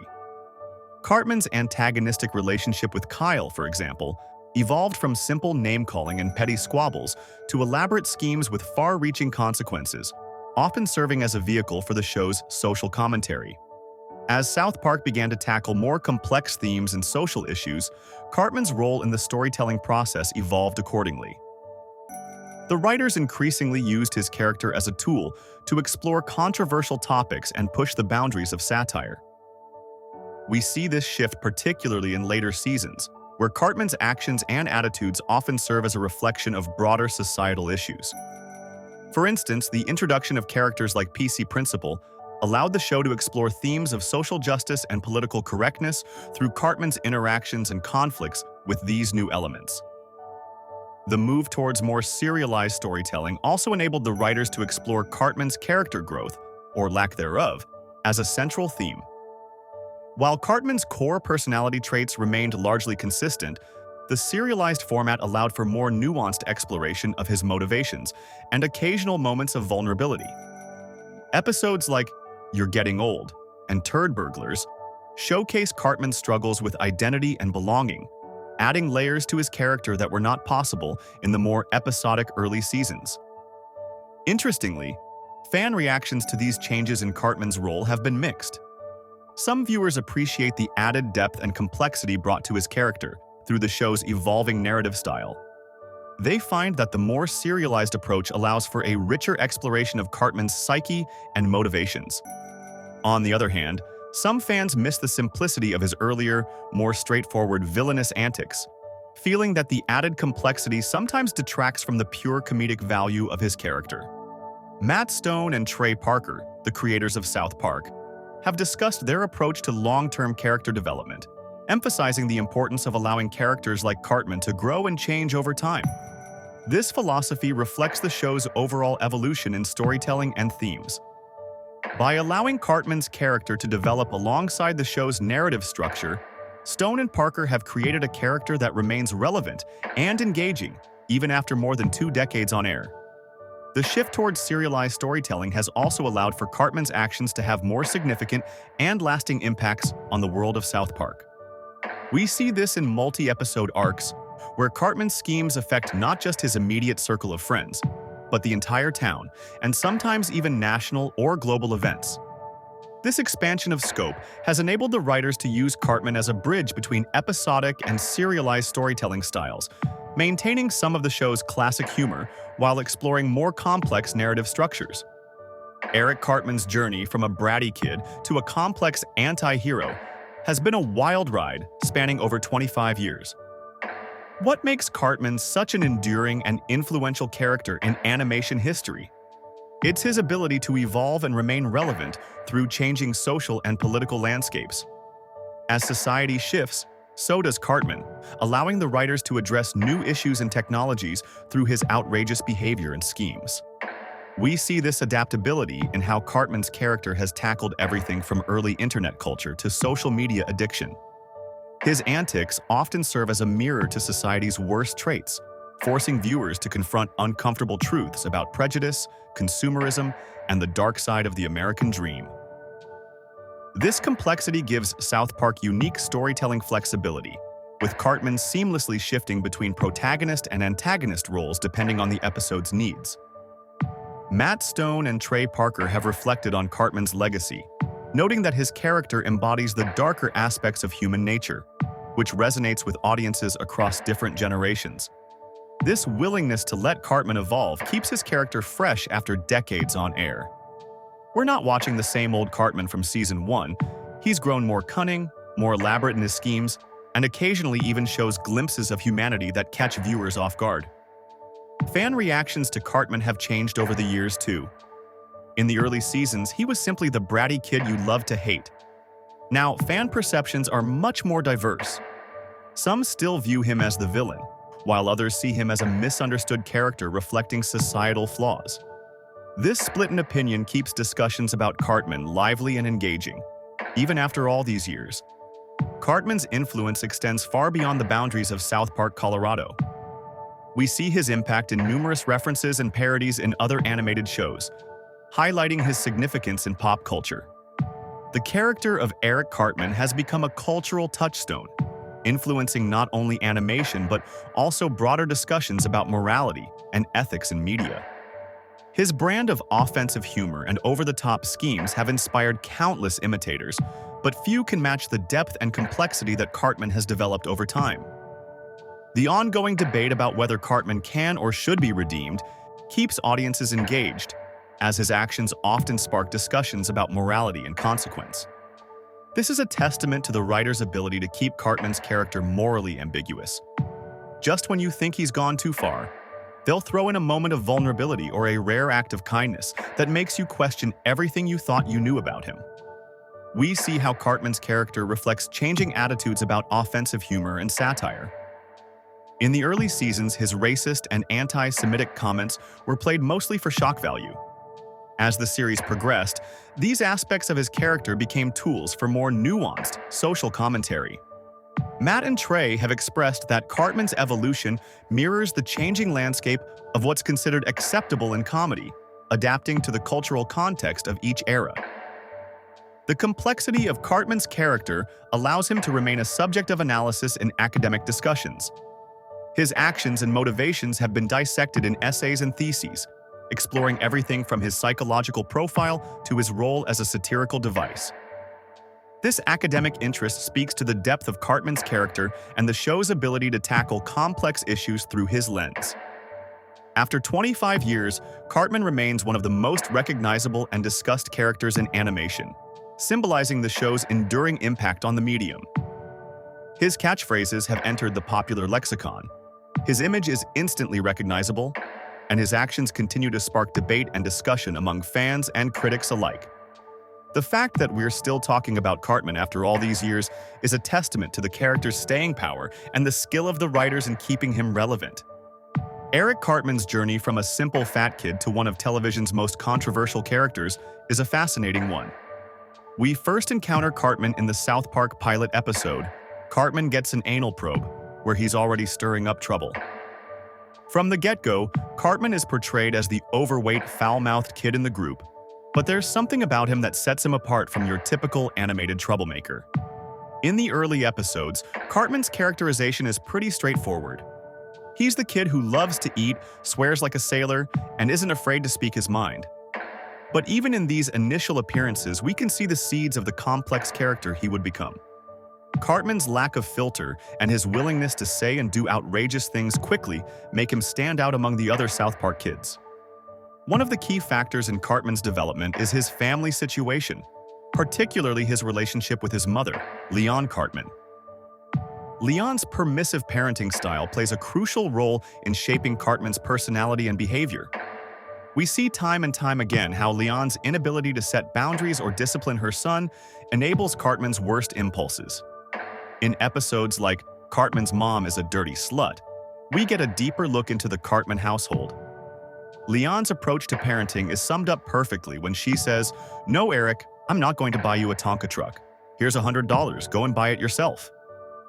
This hands-off approach, combined with her willingness to give Cartman whatever he wants, contributes significantly to his sense of entitlement and his belief that he can get away with anything. The mystery of Cartman's father becomes a recurring plot point throughout the series, adding another layer to his character development. In early seasons, Cartman believes that his father is his mother, as Leanne is repeatedly described as hermaphroditic. This confusion about his parentage adds to Cartman's complex psychological makeup and his need for attention and validation. The truth about Cartman's parentage is eventually revealed in the episode 201, and it's a shocker that perfectly encapsulates the outrageous nature of South Park's storytelling.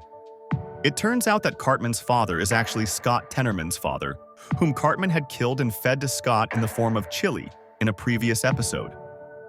This revelation not only adds a dark twist to Cartman's backstory, but also showcases how the show uses his character to push the boundaries of what's acceptable in television comedy.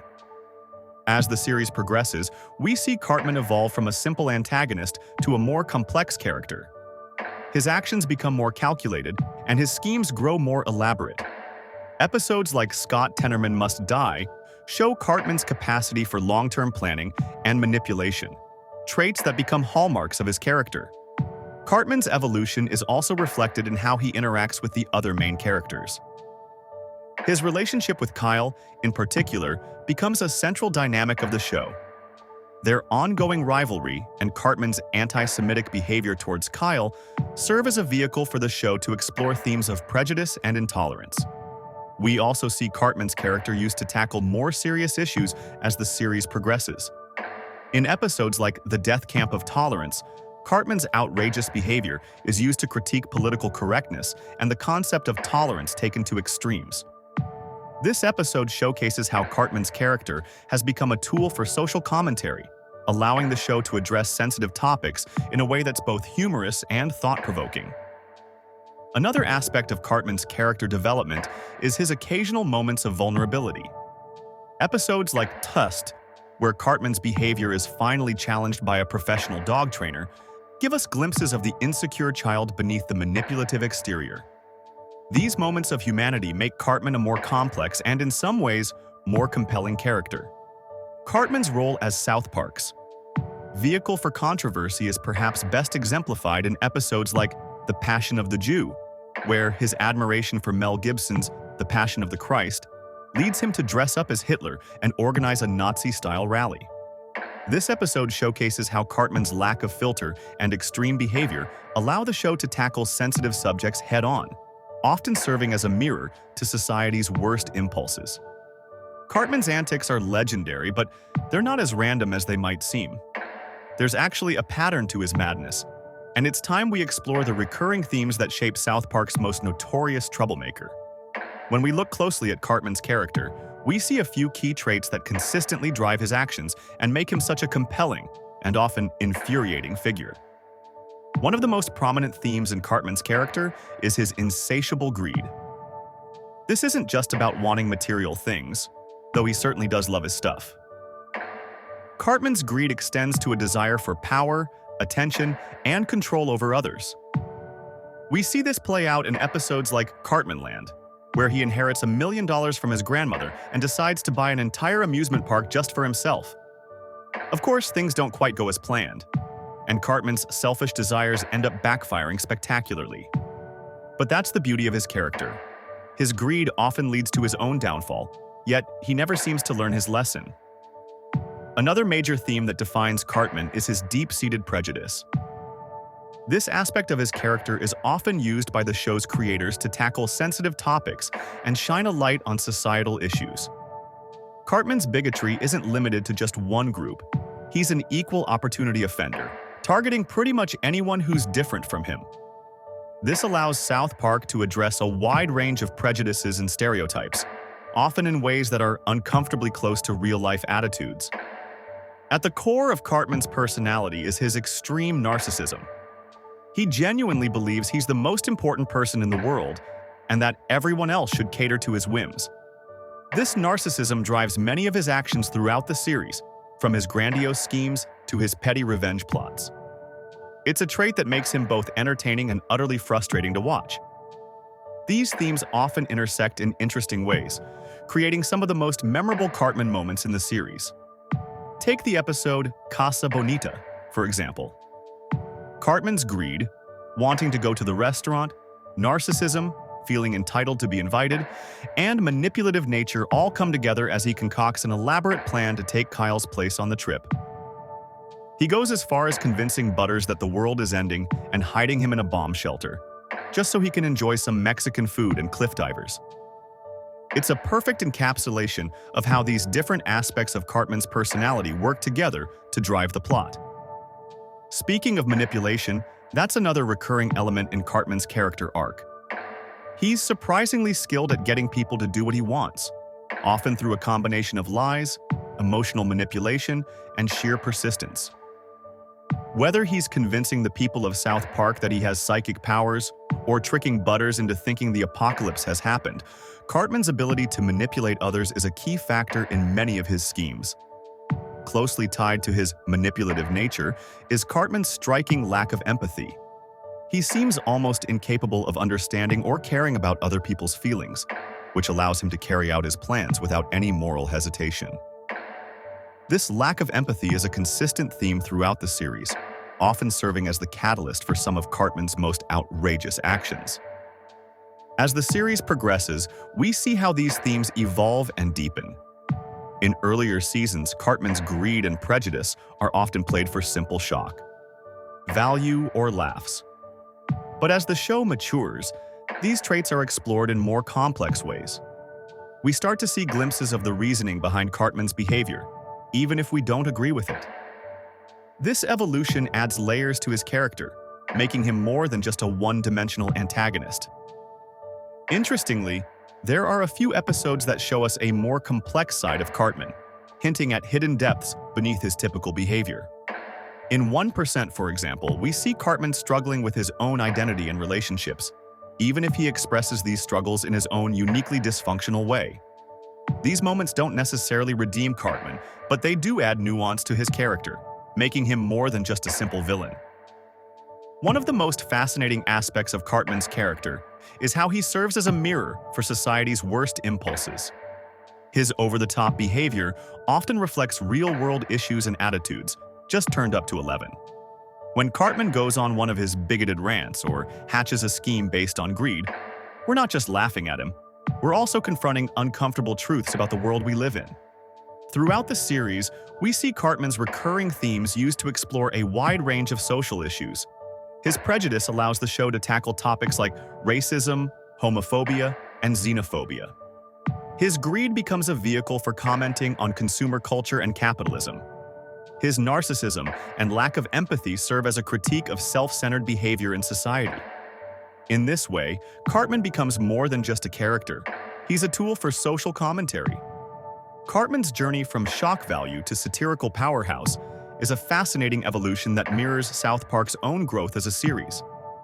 In the early seasons, Cartman was primarily used as a source of outrageous behavior and offensive dialogue, designed to push boundaries and provoke reactions. But as the show matured, so did Cartman's role within it, transforming him into a complex tool for social commentary and biting satire. We see this transformation begin to take shape in episodes like Cartman Joins Nambla from Season 4. In this episode, Cartman's search for more mature friends leads him to unknowingly join the North American Man-Boy Love Association. While the premise is still shocking, the episode uses Cartman's naivety and selfishness to explore themes of online predators and the dangers of the internet. This marks a shift from pure shock value to using Cartman's outrageous behavior as a vehicle for addressing real-world issues. As the series progresses, Cartman's schemes become more elaborate and far-reaching, often serving as the catalyst for entire episode plots. In The Passion of the Jew from Season 8, Cartman's anti-Semitism is taken to new heights as he uses Mel Gibson's film The Passion of the Christ to manipulate the town into joining his Mel Gibson fan club, This episode showcases how Cartman's character is used to tackle sensitive subjects like religious fervor, anti-Semitism, and media influence. By the later seasons, Cartman is frequently at the center of South Park's most incisive satire. The two-part episode Cartoon Wars from Season 10 is a prime example of this. In these episodes, Cartman claims to be fighting for freedom of speech by trying to get Family Guy taken off the air. However, his true motives are revealed to be purely selfish and racist. This storyline allows the show to comment on the controversy surrounding the Danish Muhammad cartoons, censorship, and the nature of offensive content in media. Cartman's evolution as a satirical device becomes even more apparent in episodes that directly engage with current events and social issues. In Cartman Finds Love from Season 16, Cartman's attempts to pair the new girl with Token, the only black student in school, are used to comment on racial stereotypes and interracial relationships. The episode manages to critique both overt racism and the well-intentioned but misguided attempts at forced diversity. We see Cartman's role as a satirical instrument reach new heights in the episode Stunning and Brave from Season 19. Here, Cartman pretends to be transgender to gain access to the girls' bathroom, a plotline that allows the show to tackle the complex and controversial topic of transgender rights and political correctness. While Cartman's actions are undoubtedly offensive, they serve as a springboard for the show to explore various perspectives on the issue. The serialized nature of later seasons has allowed for even more complex use of Cartman's character. In Season 20, Cartman becomes an unlikely advocate for women's rights online, but only as a means to avoid being blamed for trolling. This extended storyline enables the show to delve into issues of online harassment, gender politics, and the sometimes performative nature of allyship. Cartman's evolution as a character has also allowed the show to explore more nuanced themes. In the episode Basic Cable from Season 23, Cartman starts his own streaming service, mirroring the real-world proliferation of streaming platforms. This plot allows the show to comment on media consolidation, digital piracy, and the changing landscape of television consumption, all through the lens of Cartman's greed and scheming. It's important to note that while Cartman's role has become more sophisticated, the show hasn't abandoned its roots in shock value. Instead, it has found ways to combine outrageous humor with pointed social commentary. The episode Bored Girls from Season 23 is a perfect example of this balance. Cartman's transphobic behavior towards Strong Woman is undeniably offensive, but it serves as a vehicle for the show to comment on the complex issue of transgender athletes in sports. Throughout this evolution, Cartman has remained consistently inconsistent, allowing the writers to use him as needed for whatever issue they want to address. In one episode, he might be a staunch conservative, while in another, he could adopt liberal viewpoints if it serves his interests. This flexibility has made Cartman an invaluable tool for the show's writers, enabling them to approach a wide range of topics from various angles. Eric Cartman's outrageous moments have become the stuff of legend in South Park's history. While we've seen him evolve as a character and serve as a vehicle for social commentary, it's his capacity for shocking behavior that truly sets him apart. Just when you think you've seen the worst Cartman has to offer, South Park's writers managed to push the envelope even further. From elaborate revenge schemes to acts of cartoonish violence, Cartman's most jaw-dropping scenes have left viewers stunned and censors scrambling. One of the most infamous moments in Cartman's history is the Scott Tenorman Must Die episode. This wasn't just a simple prank or insult, it was a carefully orchestrated plan of revenge that showcased Cartman's true capacity for evil. The episode revolves around Cartman's elaborate scheme to get back at Scott Tenorman for tricking him. The level of manipulation and cruelty Cartman displays in this episode is truly shocking, especially when we realize that he's outsmarted everyone, including the adults. This episode marks a turning point for Cartman's character, showing that he's capable of far more than just childish insults and tantrums. The Casa Bonita episode is another prime example of Cartman's willingness to go to extreme lengths to get what he wants. In this case, Cartman's obsession with the Mexican-themed restaurant leads him to fake Butter's disappearance just so he can take his place on a trip to Casa Bonita. The lengths Cartman goes to in order to maintain this lie are both hilarious and disturbing. He convinces Butters that the world has ended and keeps him hidden in a bomb shelter, all for the sake of some sopapilas and cliff divers. This episode perfectly encapsulates Cartman's selfishness and his complete disregard for others' feelings. In the episode Tust, we see Cartman's behavior pushed to such extremes that even his usually permissive mother can't handle it anymore. She brings in a professional dog trainer, Caesar Millen, to help control Cartman's behavior. The methods used on Cartman are the same ones used to train dogs, which is both hilarious and a scathing commentary on his character. What's particularly outrageous about this episode is how Cartman reacts to being disciplined for the first time in his life. He goes through withdrawal symptoms as if he's addicted to his bad behavior, showing just how deep-seated his issues really are. The Cartoon Wars two-parter takes Cartman's outrageous behavior to a whole new level. In these episodes, Cartman threatens terrorism over a TV show, specifically Family Guy's plan to depict the Prophet Muhammad. What's particularly shocking about this storyline is that Cartman is willing to go to such extreme lengths over something as trivial as a TV show he doesn't like. It's a perfect example of how Cartman's pettiness and spite can escalate to dangerous levels. The Imagination Land trilogy is another set of episodes where Cartman's obsession reaches new heights. In this story arc, Cartman becomes fixated on winning a bet with Kyle, which involves Kyle sucking his balls. The lengths Cartman goes to in order to make this happen are absolutely outrageous. He even goes so far as to try and get the US government involved, all for the sake of winning a childish bet. This trilogy showcases Cartman's relentless determination and his ability to turn even the most fantastical situations into opportunities for personal gain. In the Coon episodes, we see Cartman's delusions of grandeur in full force. He creates a superhero alter ego called the Coon and tries to become the town's savior. What's particularly outrageous about these episodes is how Cartman's superhero persona is just as selfish and manipulative as his regular self. He's not interested in actually helping people. He just wants the fame and adoration that comes with being a superhero. This series of episodes perfectly encapsulates Cartman's narcissism and his constant need to be the center of attention. The episode You're Not Yelping showcases Cartman's entitlement, reaching absurd levels. In this episode, Cartman becomes a food critic on Yelp and uses his perceived power to bully restaurant owners. What's particularly outrageous about this episode is how Cartman's behavior reflects real-world issues with online review culture. He demands special treatment and threatens businesses with bad reviews if they don't comply with his ridiculous demands. This episode is a perfect example of how South Park uses Cartman to comment on broader societal issues. These outrageous moments have defined Cartman's character over the years. They've shown us that there's no line he won't cross, no scheme too elaborate, and no behavior too shocking. What's particularly interesting about these moments is how they've evolved over time.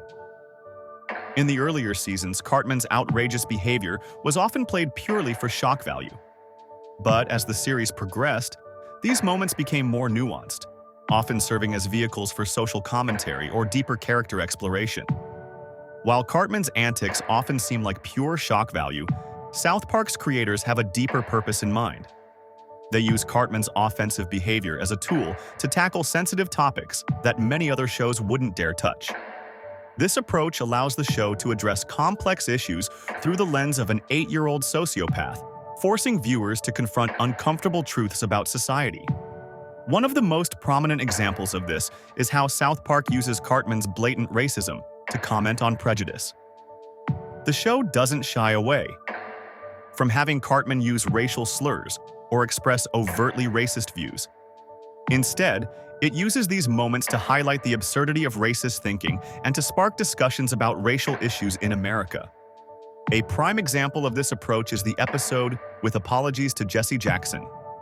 In this episode, Randy Marsh uses a racial slur on national television during a game show.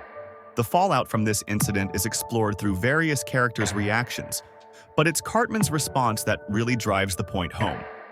He becomes obsessed with the idea that he can now use the word freely, completely missing the point about why it's offensive. This storyline allows the show to explore the impact of racial slurs, the concept of reclaiming offensive language, and the complexities of racial discourse in America. Cartman's anti-Semitism, particularly his treatment of Kyle, is another recurring theme that South Park uses to address sensitive topics. The show frequently uses Cartman's hatred of Jews to explore religious intolerance and the dangers of unchecked bigotry. In the episode The Passion of the Jew, Cartman becomes obsessed with Mel Gibson's film The Passion of the Christ. He uses the movie as justification for his anti-Semitic views, and even goes so far as to dress up as Hitler and lead a Nazi-style rally. This storyline allows the show to comment on religious extremism, the potential for media to influence beliefs, and the dangers of charismatic leaders who promote hate. Another sensitive topic that South Park addresses through Cartman is misogyny. Cartman's treatment of women and girls in the show is often deplorable, but it serves as a way for the writers to highlight and critique sexist attitudes in society. By making Cartman's misogyny so over-the-top and ridiculous, the show encourages viewers to recognize and question these attitudes in the real world. Political correctness is another theme that South Park frequently explores through Cartman's character.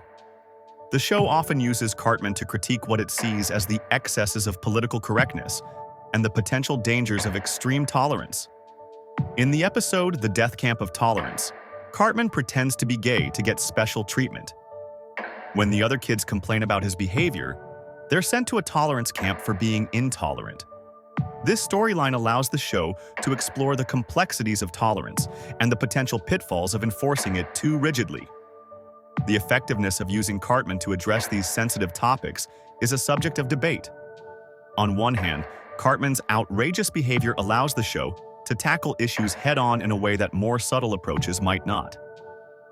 By having Cartman express extreme views or engage in offensive behavior, the show can shine a light on real-world prejudices and societal issues. It forces viewers to confront uncomfortable truths and can spark important conversations about sensitive topics. Moreover, because Cartman is so clearly portrayed as a villain, his racist, anti-Semitic, and misogynistic views are never presented as acceptable. The other characters in the show, particularly Stan and Kyle, often serve as voices of reason, challenging Cartman's views and providing a counterpoint to his offensive behavior. This dynamic allows the show to explore these issues without endorsing harmful views. However, this approach is not without controversy. Critics argue that by giving voice to offensive views, even through a character like Cartman, South Park risks normalizing or even promoting these attitudes. There's a concern that some viewers might miss the satirical intent and instead see Cartman's behavior as something to emulate. Additionally, the show's irreverent treatment of sensitive topics can be seen as dismissive or hurtful to those who have experienced discrimination or prejudice. Despite these criticisms, South Park's creators have stood by their approach. They argue that by addressing these issues head-on, even in an outrageous and offensive manner, they're contributing to important societal conversations. They believe that humor and satire can be powerful tools for social commentary, allowing people to engage with difficult topics in a way that might be less threatening than more serious approaches. Eric Cartman's character in South Park isn't just a source of shock value or controversial humor. He's a mirror held up to society, reflecting our worst impulses and the darker aspects of human nature.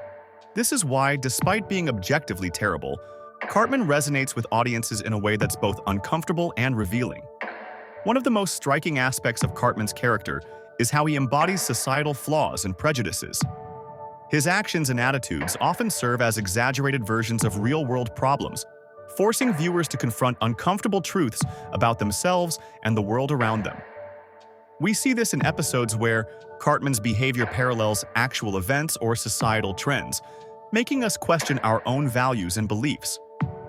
Cartman's materialism and greed, for example, often reflect consumer culture taken to its extreme. His obsession with acquiring things, whether it's the latest toy or fast food, mirrors our own society's fixation on consumption and material possessions. This aspect of his character serves as a critique of the more is more mentality that drives much of our economy and personal behavior. But it's not just about stuff.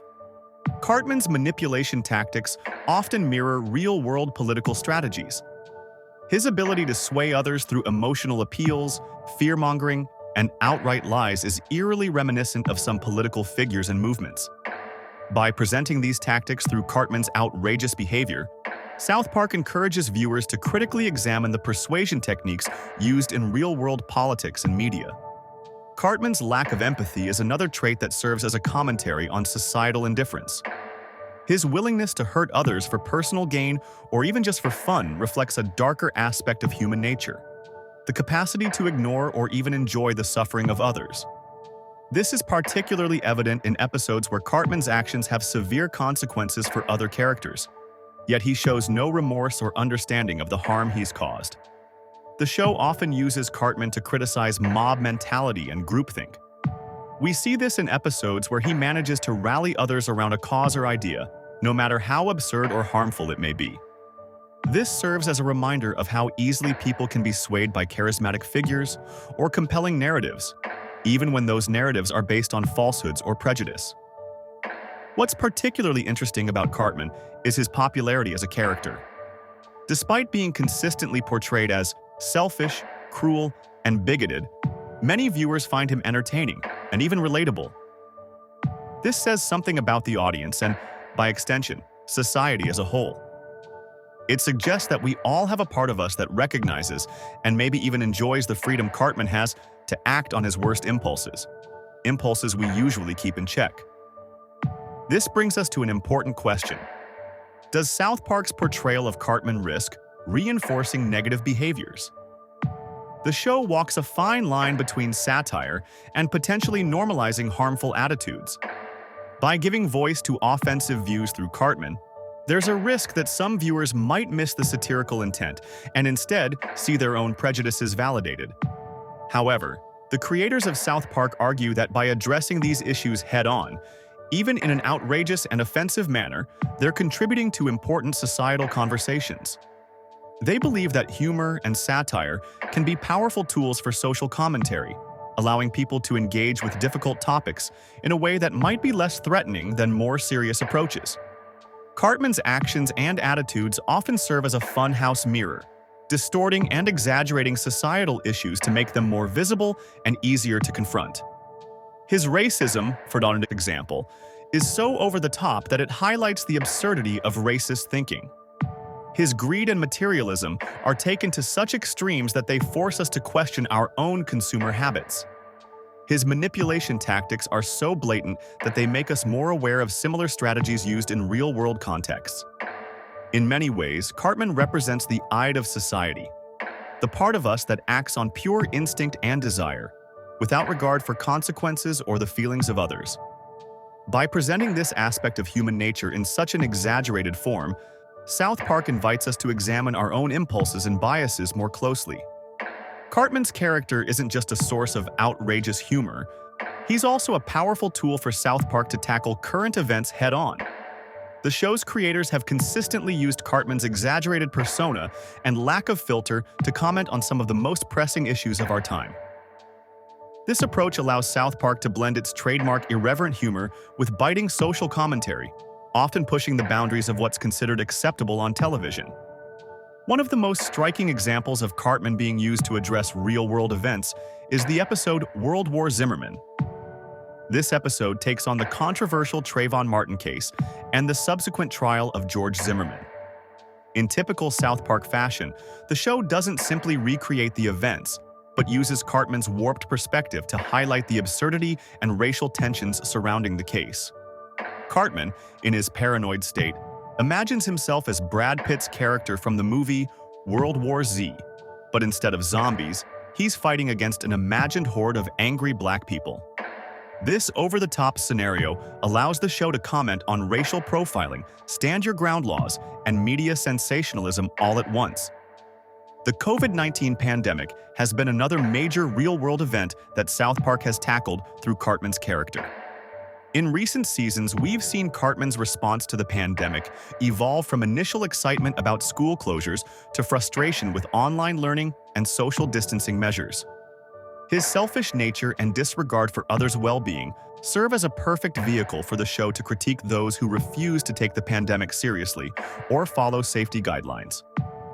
In one episode, Cartman goes to extreme lengths to avoid returning to in-person schooling, highlighting the real-life struggles many students and parents faced during this time. International politics is another area where Cartman's character shines as a tool for commentary. The episode The China Program is a prime example of this. In this episode, Cartman becomes paranoid about China's growing influence after watching the 2008 Beijing Olympics opening ceremony. His exaggerated fear and subsequent actions allow the show to comment on America's complex relationship with China, touching on issues of economic dependence, cultural differences, and geopolitical tensions. By filtering these complex topics through Cartman's simplistic and often racist worldview, South Park manages to highlight the absurdity of knee-jerk xenophobia while still addressing real concerns about China's global influence. Technology and consumer culture are frequent targets of South Park's satire, and Cartman often plays a central role in these critiques. The episode Human Centipede is a perfect example of how the show uses Cartman to comment on our relationship with technology and the companies that produce it. In this episode, Cartman throws a fit because he doesn't have an iPad, while Kyle unwittingly agrees to be part of a human experiment by not reading Apple's terms and conditions. The episode manages to critique both the obsession with having the latest gadgets, embodied by Cartman, and the complex legal agreements we often agree to without understanding, represented by Kyle's predicament. Cartman's tantrum over not having an iPad reflects the real-world phenomenon of consumers feeling entitled to the latest technology, while also mocking the idea that these devices are necessary for happiness or social status. Election seasons provide rich material for South Park, and Cartman's character is often at the center of these politically charged episodes. Whether he's manipulating the vote for class president or spreading conspiracy theories about election fraud, Cartman's actions serve as a funhouse mirror for real-world political tactics. His willingness to lie, cheat, and manipulate others for personal gain often parallels the behavior of unscrupulous politicians. By exaggerating these traits to comical extremes, South Park encourages viewers to think critically about the political rhetoric they encounter in real life. Using a character like Cartman to comment on current events comes with its own set of challenges. The show's creators must walk a fine line between satire and offensiveness, ensuring that the commentary doesn't get lost in the shock value. There's also the risk of Cartman's extreme views being misinterpreted or even embraced by viewers who don't understand the satirical intent. However, South Park's creators argue that this risk is worth taking to facilitate important conversations about sensitive topics. Another challenge is keeping the satire timely and relevant. With the rapid pace of news cycles, events that seem significant one week might be forgotten the next. South Park's production schedule allows them to create episodes quickly in response to current events, but they still need to ensure that the commentary remains meaningful beyond the immediate context. Cartman's character helps in this regard, as his extreme reactions can highlight the underlying issues that persist even after specific news stories fade from the headlines. Eric Cartman is undoubtedly one of the most controversial characters in television history. He's selfish, manipulative, and often downright cruel. Yet, despite his many flaws, Cartman remains a fan favorite and a central figure in South Park's enduring popularity. So why do we keep coming back to a character who's objectively terrible? Let's explore the paradox of Cartman's appeal and uncover why this pint-sized villain has become one of television's most beloved characters. One of the key factors in Cartman's appeal is his humor. Despite his awful behavior, Cartman consistently delivers some of the funniest moments in South Park. His outrageous schemes and over-the-top reactions often lead to hilarious situations that have viewers laughing, even as they're shaking their heads in disbelief. Whether he's trying to pass himself off as a robot to win a science fair or convincing Butters that the world has ended so he can go to Casa Bonita, Cartman's antics are a constant source of entertainment. Cartman's lack of filter allows him to say and do things that other characters, and real people, wouldn't dare. This often provides a cathartic experience for viewers.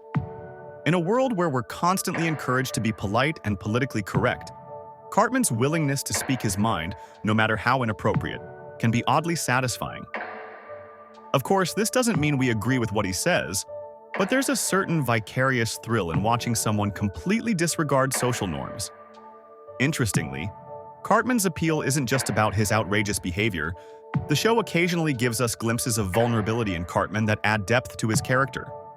We see moments where he struggles with his weight, his lack of a father figure, or his fear of being alone. These instances humanize Cartman and make him more than just a one-dimensional villain. They remind us that even the most seemingly irredeemable characters have layers and complexities. Cartman's relationships with other characters also contribute significantly to his appeal. His ongoing rivalry with Kyle, his manipulative friendship with Butters, and his complicated relationship with his mother all provide rich material for storytelling. These relationships evolve over time, adding depth to Cartman's character and keeping viewers invested in his storylines. We're always curious to see how Cartman will interact with others and how they'll respond to his latest scheme or outburst. The role of voice acting in bringing Cartman to life cannot be overstated. Trey Parker's performance as Cartman is a crucial part of the character's appeal. The way Parker delivers Cartman's lines, from his whiny complaints to his maniacal laughter, adds so much to the character's personality. The voice work helps to make Cartman more than just an animated character. It brings him to life in a way that makes him feel real and memorable. Fan reactions to Cartman are particularly interesting. Despite his awful behavior, many viewers find themselves gravitating towards him. This isn't because they agree with his actions or views, but because he's such a compelling character to watch. Fans often cite Cartman as their favorite character precisely because of how outrageous and unpredictable he is. There's always a sense of anticipation about what Cartman will do next, which keeps viewers engaged episode after episode. Cartman also serves as a kind of wish fulfillment for some viewers. While most people would never act the way Cartman does in real life, there can be a certain pleasure in watching someone completely disregard the rules of polite society. It's a bit like watching a car crash. You know it's wrong, but you can't look away. This aspect of Cartman's character taps into a part of human nature that's fascinated by the transgressive and the taboo. Another factor in Cartman's appeal is his role as an agent of chaos. In many episodes, Cartman's actions serve to disrupt the status quo and shake things up. While this often leads to negative consequences, it also keeps the show dynamic and unpredictable. Viewers tune in partly because they want to see what kind of havoc Cartman will wreak next. It's also worth noting that Cartman's character has evolved over the years. While he's always been selfish and manipulative, the show has found new ways to explore these traits as the series has progressed. This evolution keeps Cartman fresh and interesting, even after more than 2 decades on the air. The writers consistently find new situations to put Cartman in, new aspects of his personality to explore, and new ways for him to interact with the world around him. When it comes to memorable catchphrases, Eric Cartman has left an indelible mark on pop culture. His unique way of speaking and the phrases he's coined have become iconic, often outliving the episodes they first appeared in. Let's take a closer look at some of Cartman's most quotable moments and how they've shaped his character and the show's legacy. One of Cartman's earliest and most recognizable catchphrases is, "Screw you guys, I'm going home." This line perfectly encapsulates Cartman's selfish nature and his tendency to bail when things don't go his way. It's a phrase that's been used countless times throughout the series, often serving as Cartman's final word in an argument or when he's faced with a situation he doesn't like. The beauty of this catchphrase is its versatility. It can be used in almost any context, which has contributed to its staying power both within the show and in popular culture. Another classic Cartmanism is, "Respect my authority." This phrase, often shouted by Cartman when he's trying to assert dominance or control over a situation, has evolved over the years. Initially used when Cartman was playing at being a police officer, it's become a go-to line whenever he wants to be taken seriously. The humor in this phrase comes from the juxtaposition of Cartman's childish mispronunciation of authority with his demand for respect, highlighting his immaturity and inflated sense of self-importance. "Whatever, I do what I want," is another Cartman classic that's taken on a life of its own outside of the show. This phrase encapsulates Cartman's rebellious nature and his disregard for rules or social norms. It's become a popular meme, used by fans to express a similar sentiment in their own lives. The way Cartman delivers this line, with his characteristic whine and attitude, makes it instantly recognizable and endlessly quotable. One of the most distinctive aspects of Cartman's speech is the way he pronounces Kyle's name. Instead of Kyle, Cartman says Kale, drawing out the EA sound in a way that's become instantly recognizable to fans. This pronunciation has become so associated with Cartman that even when other characters are imitating him, they'll use this distinctive Kyle pronunciation. It's a small detail, but one that adds to Cartman's unique voice and his antagonistic relationship with Kyle. "I'm not fat, I'm big-boned" is a phrase that Cartman has used repeatedly throughout the series to defend himself against comments about his weight. This catchphrase is particularly interesting because it shows Cartman's insecurity and his need to justify himself, even as he maintains his outward bravado. It's become a running joke in the series, with other characters often mocking Cartman by repeating this phrase back to him. Cartman's use of "sweet" as an exclamation of approval or excitement is another linguistic quirk that's become associated with his character. It's a simple word, but the way Cartman uses it, often drawn out for emphasis, has made it distinctively his. This catchphrase is interesting because it's one of the few that doesn't directly relate to Cartman's negative traits, instead showing his childlike enthusiasm for things he likes. These catchphrases have become so ingrained in popular culture that they're often recognized even by people who aren't regular South Park viewers. They've been printed on t-shirts, used in internet memes, and quoted in everyday conversations.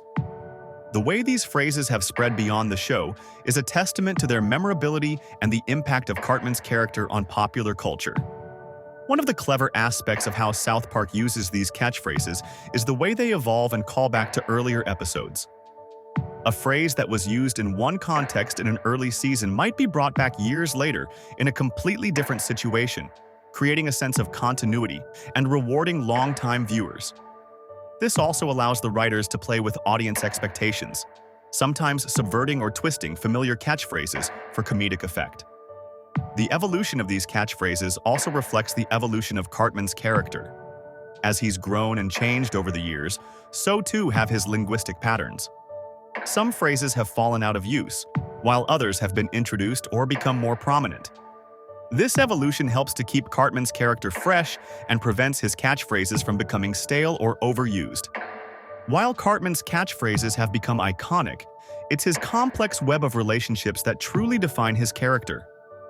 From his rivalry with Kyle to his strange friendship with Kenny, Cartman's interactions with the other residents of South Park are anything but simple. How has this self-centered troublemaker managed to maintain such long-lasting connections? And what do these relationships reveal about the true nature of Eric Cartman? At the core of Cartman's social dynamics is his antagonistic relationship with Kyle Broflovsky. This rivalry has been a driving force in the show since its early days, with Cartman often targeting Kyle for his Jewish heritage. We see their relationship evolve over time, moving from simple schoolyard bullying to more complex psychological warfare. In later seasons, we even see moments of grudging respect between the two, though these are always short-lived. Their dynamic serves as a microcosm for the larger themes of prejudice and intolerance that South Park often explores. Interestingly, Cartman's relationship with Kenny McCormick is quite different. Despite Kenny's frequent deaths, Cartman seems to genuinely consider him a friend, albeit in his own twisted way. We see this friendship tested in episodes where Kenny's poverty becomes a focal point, with Cartman's classist attitudes coming to the forefront. Yet, there's an undeniable bond between them, perhaps because Kenny is often willing to go along with Cartman's schemes. Cartman's interactions with Stan Marsh have evolved significantly over the course of the series. Initially, Stan was often a bystander to Cartman's antics, occasionally getting pulled into his schemes. As the show progressed, we see Stan becoming more actively critical of Cartman's behavior, often serving as a voice of reason alongside Kyle. This shift reflects the show's overall trend towards more complex character dynamics and social commentary. One of the most fascinating relationships in South Park is between Cartman and Butters Stotch. Cartman frequently manipulates the naive and good-natured Butters for his own gain, taking advantage of Butters' desire for friendship and acceptance. We see this dynamic play out in numerous episodes, with Butters often serving as an unwitting accomplice to Cartman's plans. Despite the constant manipulation, Butters continues to see Cartman as a friend, which speaks volumes about both characters. Cartman's relationship with his mother, Leanne, is perhaps one of the most complex in the show. Leon's permissive parenting style has significantly shaped Cartman's personality, enabling his worst behaviors. We see this play out in episodes where Leon struggles to discipline Cartman, often giving in to his demands. This relationship has evolved over time, with later seasons showing Leon attempting to set boundaries, though often with limited success. The rivalry between Cartman and Wendy Testaburger provides some of the show's most interesting gender commentary. Wendy, being intelligent and socially conscious, often challenges Cartman's bigoted views and selfish actions. Their conflicts frequently escalate into full-blown wars of words and elaborate schemes. This dynamic allows the show to explore themes of gender roles and social justice, with Wendy often serving as a foil to Cartman's regressive attitudes. Cartman's interactions with authority figures, particularly Mr. Garrison, have been a constant source of humor and social commentary throughout the series. We see Cartman alternately rebelling against and manipulating these authority figures, often exposing the hypocrisy and incompetence of adults in positions of power. Mr. Garrison, with his own problematic behaviors and views, sometimes serves as a twisted role model for Cartman, further complicating their relationship. The introduction of PC Principal in later seasons of South Park had a significant impact on Cartman's character dynamics.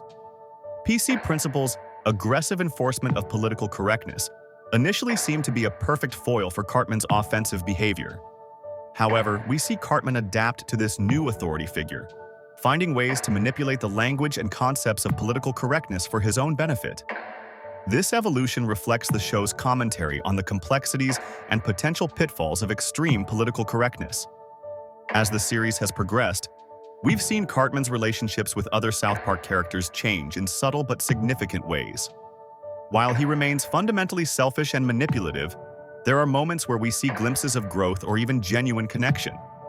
For example, in episodes dealing with more serious topics, we occasionally see Cartman working together with his usual antagonists for a common cause. The evolution of these relationships reflects the show's overall maturation.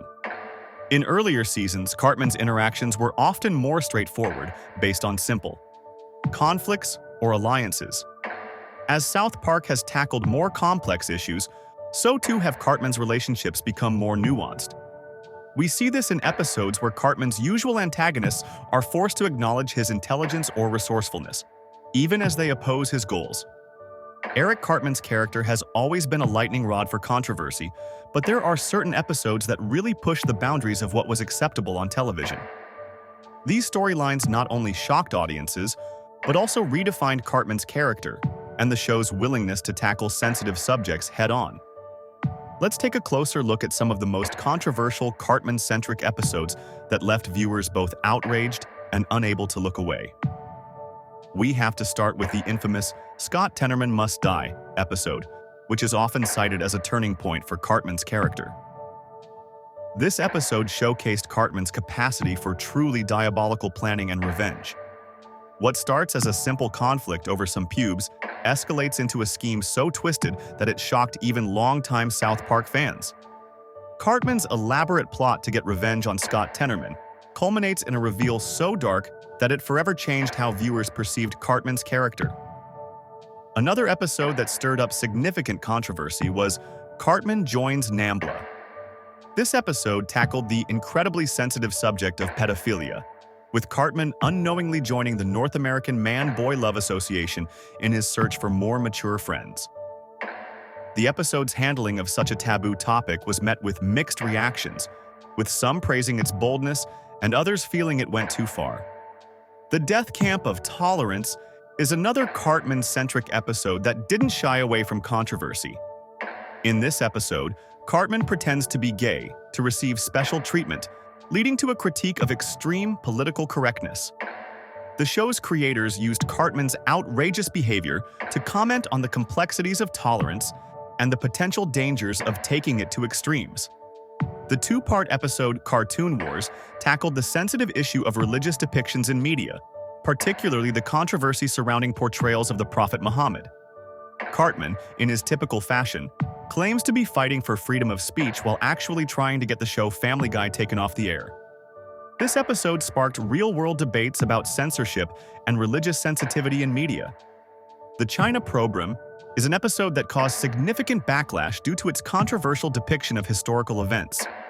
In this episode, Cartman's paranoia about China's growing influence reflects real-world tensions and economic dependencies.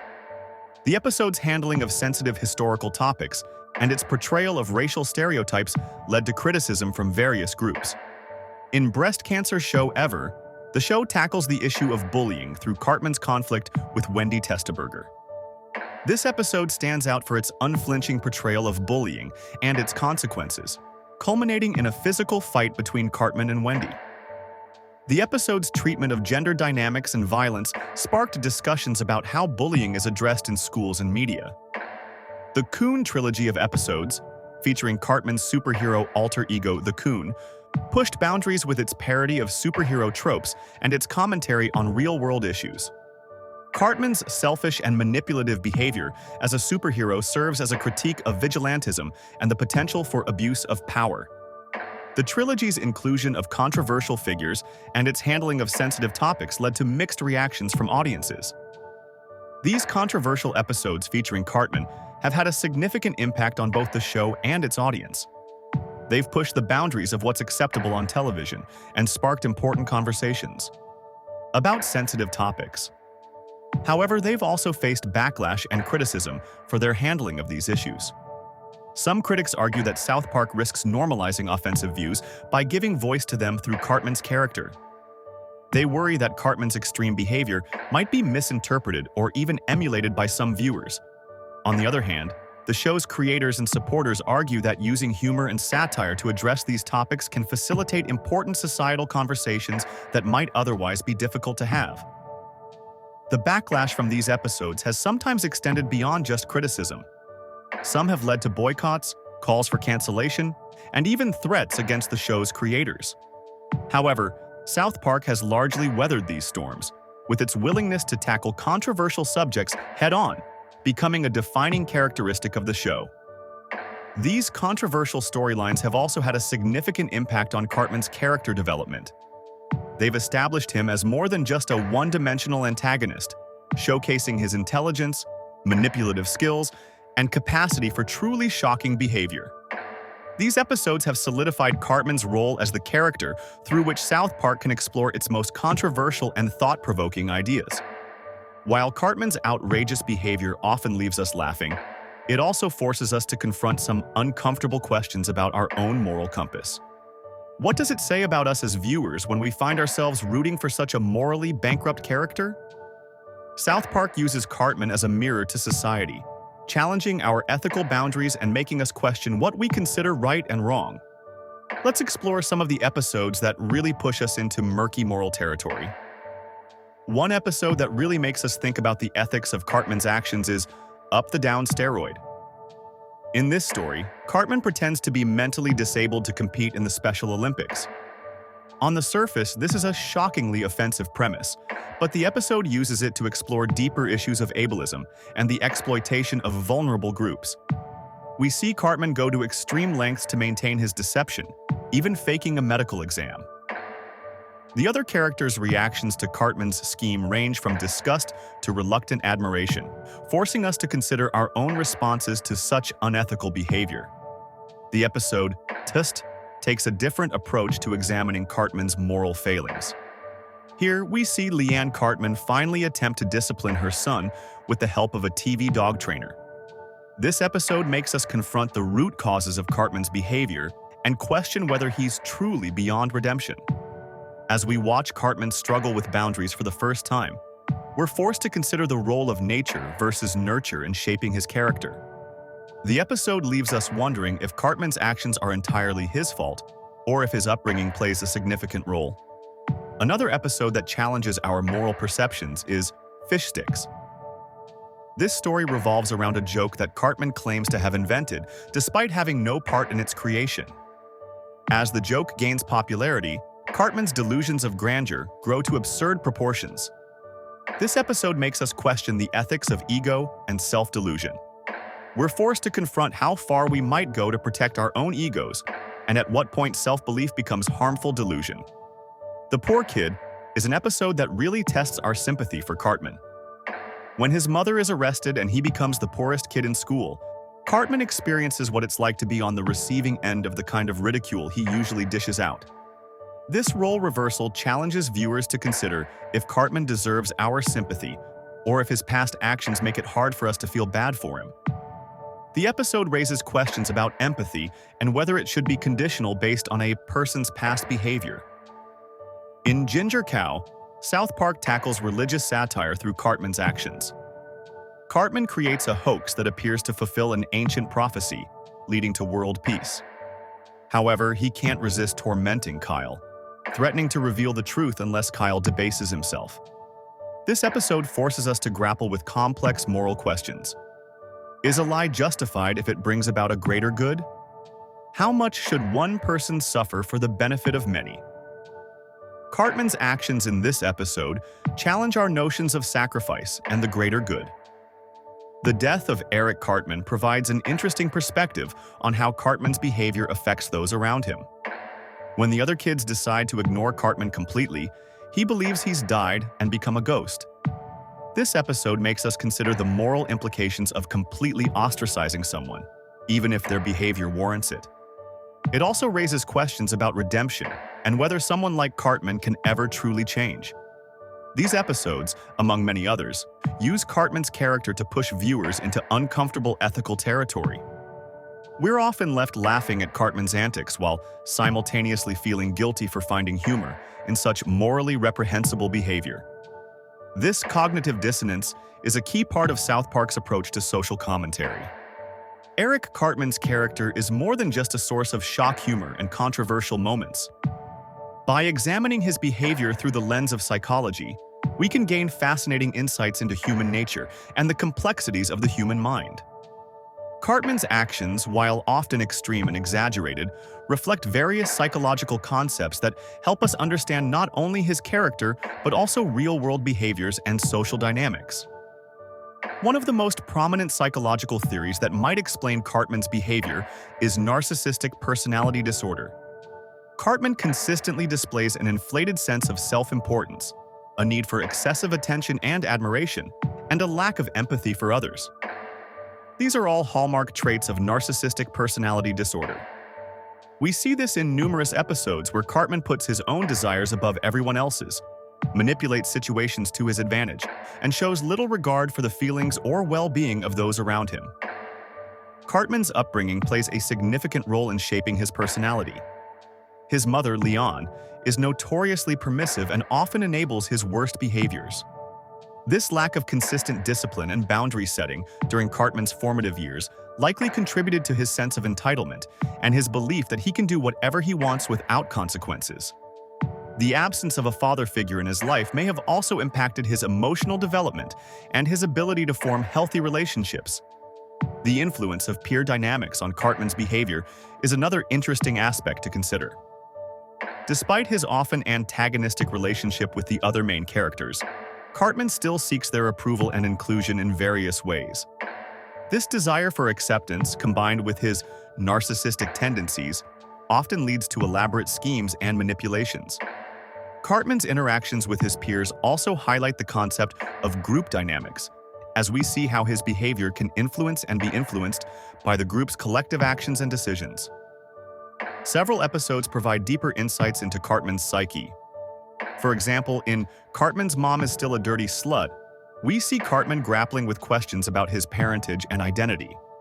This episode reveals a rare vulnerability in Cartman, suggesting that beneath his brash exterior lies insecurity and a need for belonging. These moments of vulnerability, though infrequent, offer a glimpse into the more complex aspects of Cartman's character and remind us that even the most seemingly one-dimensional characters can have hidden depths. The concept of moral disengagement is particularly relevant when examining Cartman's actions. Moral disengagement refers to the psychological process by which individuals convince themselves that ethical standards don't apply to them in certain contexts. This allows them to engage in unethical behavior without feeling guilty or conflicted. Cartman frequently demonstrates this by justifying his harmful actions, minimizing their consequences, or dehumanizing his victims. This psychological mechanism helps explain how Cartman can engage in such extreme behaviors without apparent remorse. Cartman's behavior can also be viewed as a coping mechanism. His outrageous actions and constant need for attention might be a way of dealing with underlying insecurities or emotional issues. By creating chaos and conflict around him, Cartman may be attempting to distract himself and others from his own vulnerabilities. This perspective adds a layer of complexity to his character, suggesting that his most offensive behaviors might be masking deeper psychological struggles. While rare, there are moments throughout the series where we see glimpses of growth or change in Cartman's character. These instances, though often short-lived, suggest that even the most seemingly irredeemable characters have the potential for development. Analyzing these moments can provide insights into the factors that contribute to personal growth and the challenges of overcoming deeply ingrained behavioral patterns. The psychological analysis of Cartman's character raises intriguing questions about nature versus nurture, the impact of parenting styles on child development, and the role of social environments in shaping personality. It also challenges viewers to consider the fine line between entertainment and the normalization of harmful behaviors. By presenting such an extreme character, South Park invites us to reflect on our own moral boundaries and the psychological factors that influence our decisions and actions. Eric Cartman's influence extends far beyond the boundaries of South Park, Colorado. This crude cartoon character has left an indelible mark on our cultural landscape, shaping everything from internet memes to everyday language. Cartman's impact is so profound that even those who've never watched an episode of South Park might unknowingly quote him in their daily lives.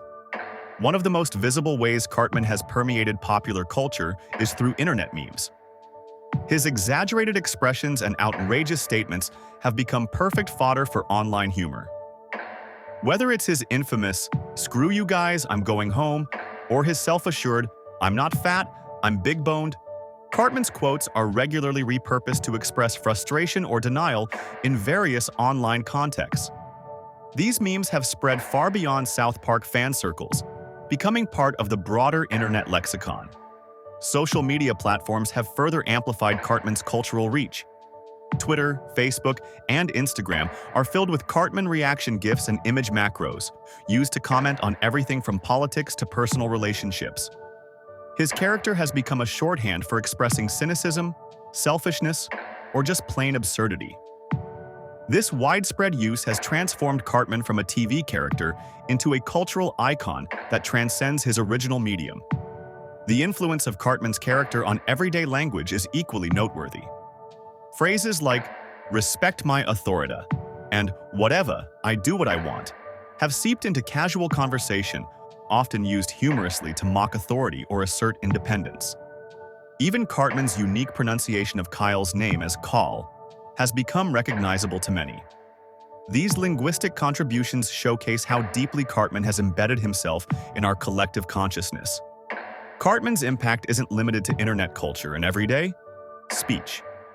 His character has been referenced and parodied in numerous other TV shows and movies. From subtle nods to full-blown parodies, Cartman's influence can be seen across the entertainment landscape. These references not only pay homage to South Park, but also rely on the audience's familiarity with Cartman's character to deliver their own comedic or satirical messages. In the realm of comedy and satire, Cartman has played a significant role in pushing boundaries. His outrageous behavior and lack of filter have challenged notions of what's acceptable in mainstream animation. This has paved the way for other shows to tackle controversial topics and use shock humor as a tool for social commentary. Cartman's influence can be seen in the rise of adult-oriented animated series that aren't afraid to ruffle feathers or challenge societal norms. The cultural impact of Cartman is also evident in the world of merchandise and spin-off products. From t-shirts emblazoned with his catchphrases to action figures and video games, Cartman's image has become a lucrative brand in its own right. This merchandising success speaks to the character's enduring popularity and his ability to resonate with audiences beyond the confines of the television screen. Interestingly, Cartman's influence has extended into academic circles as well. His character has been the subject of numerous studies and analyses in fields ranging from psychology to media studies. Scholars have examined Cartman as a reflection of societal issues, exploring how his character embodies and critiques various aspects of American culture. These academic discussions have elevated Cartman from a mere cartoon character to a subject worthy of serious cultural analysis. Cartman's influence on other animated characters is also worth noting. His unapologetically selfish and manipulative nature has inspired a new breed of animated anti-heroes. While not always as extreme as Cartman, these characters often share his disregard for social norms and his ability to drive plots through their outrageous behavior. This trend has led to more complex and morally ambiguous characters in animated series, challenging the traditional hero-villain dichotomy. The global impact of Cartman is perhaps one of the most fascinating aspects of his cultural influence. Despite being a quintessentially American character, Cartman has found popularity in countries around the world. His antics have been translated into numerous languages, often requiring creative adaptations to maintain the humor and cultural relevance. International reactions to Cartman vary widely, from embracing his irreverent humor to using him as a critique of American culture. This global reach has solidified Cartman's status as a truly international pop culture icon. Our fascination with Eric Cartman is a complex phenomenon that reveals a lot about us as viewers and as a society. There's something undeniably compelling about this foul-mouthed, manipulative, and often downright evil character that keeps us coming back for more. But why? What does our inability to look away from Cartman's antics say about us?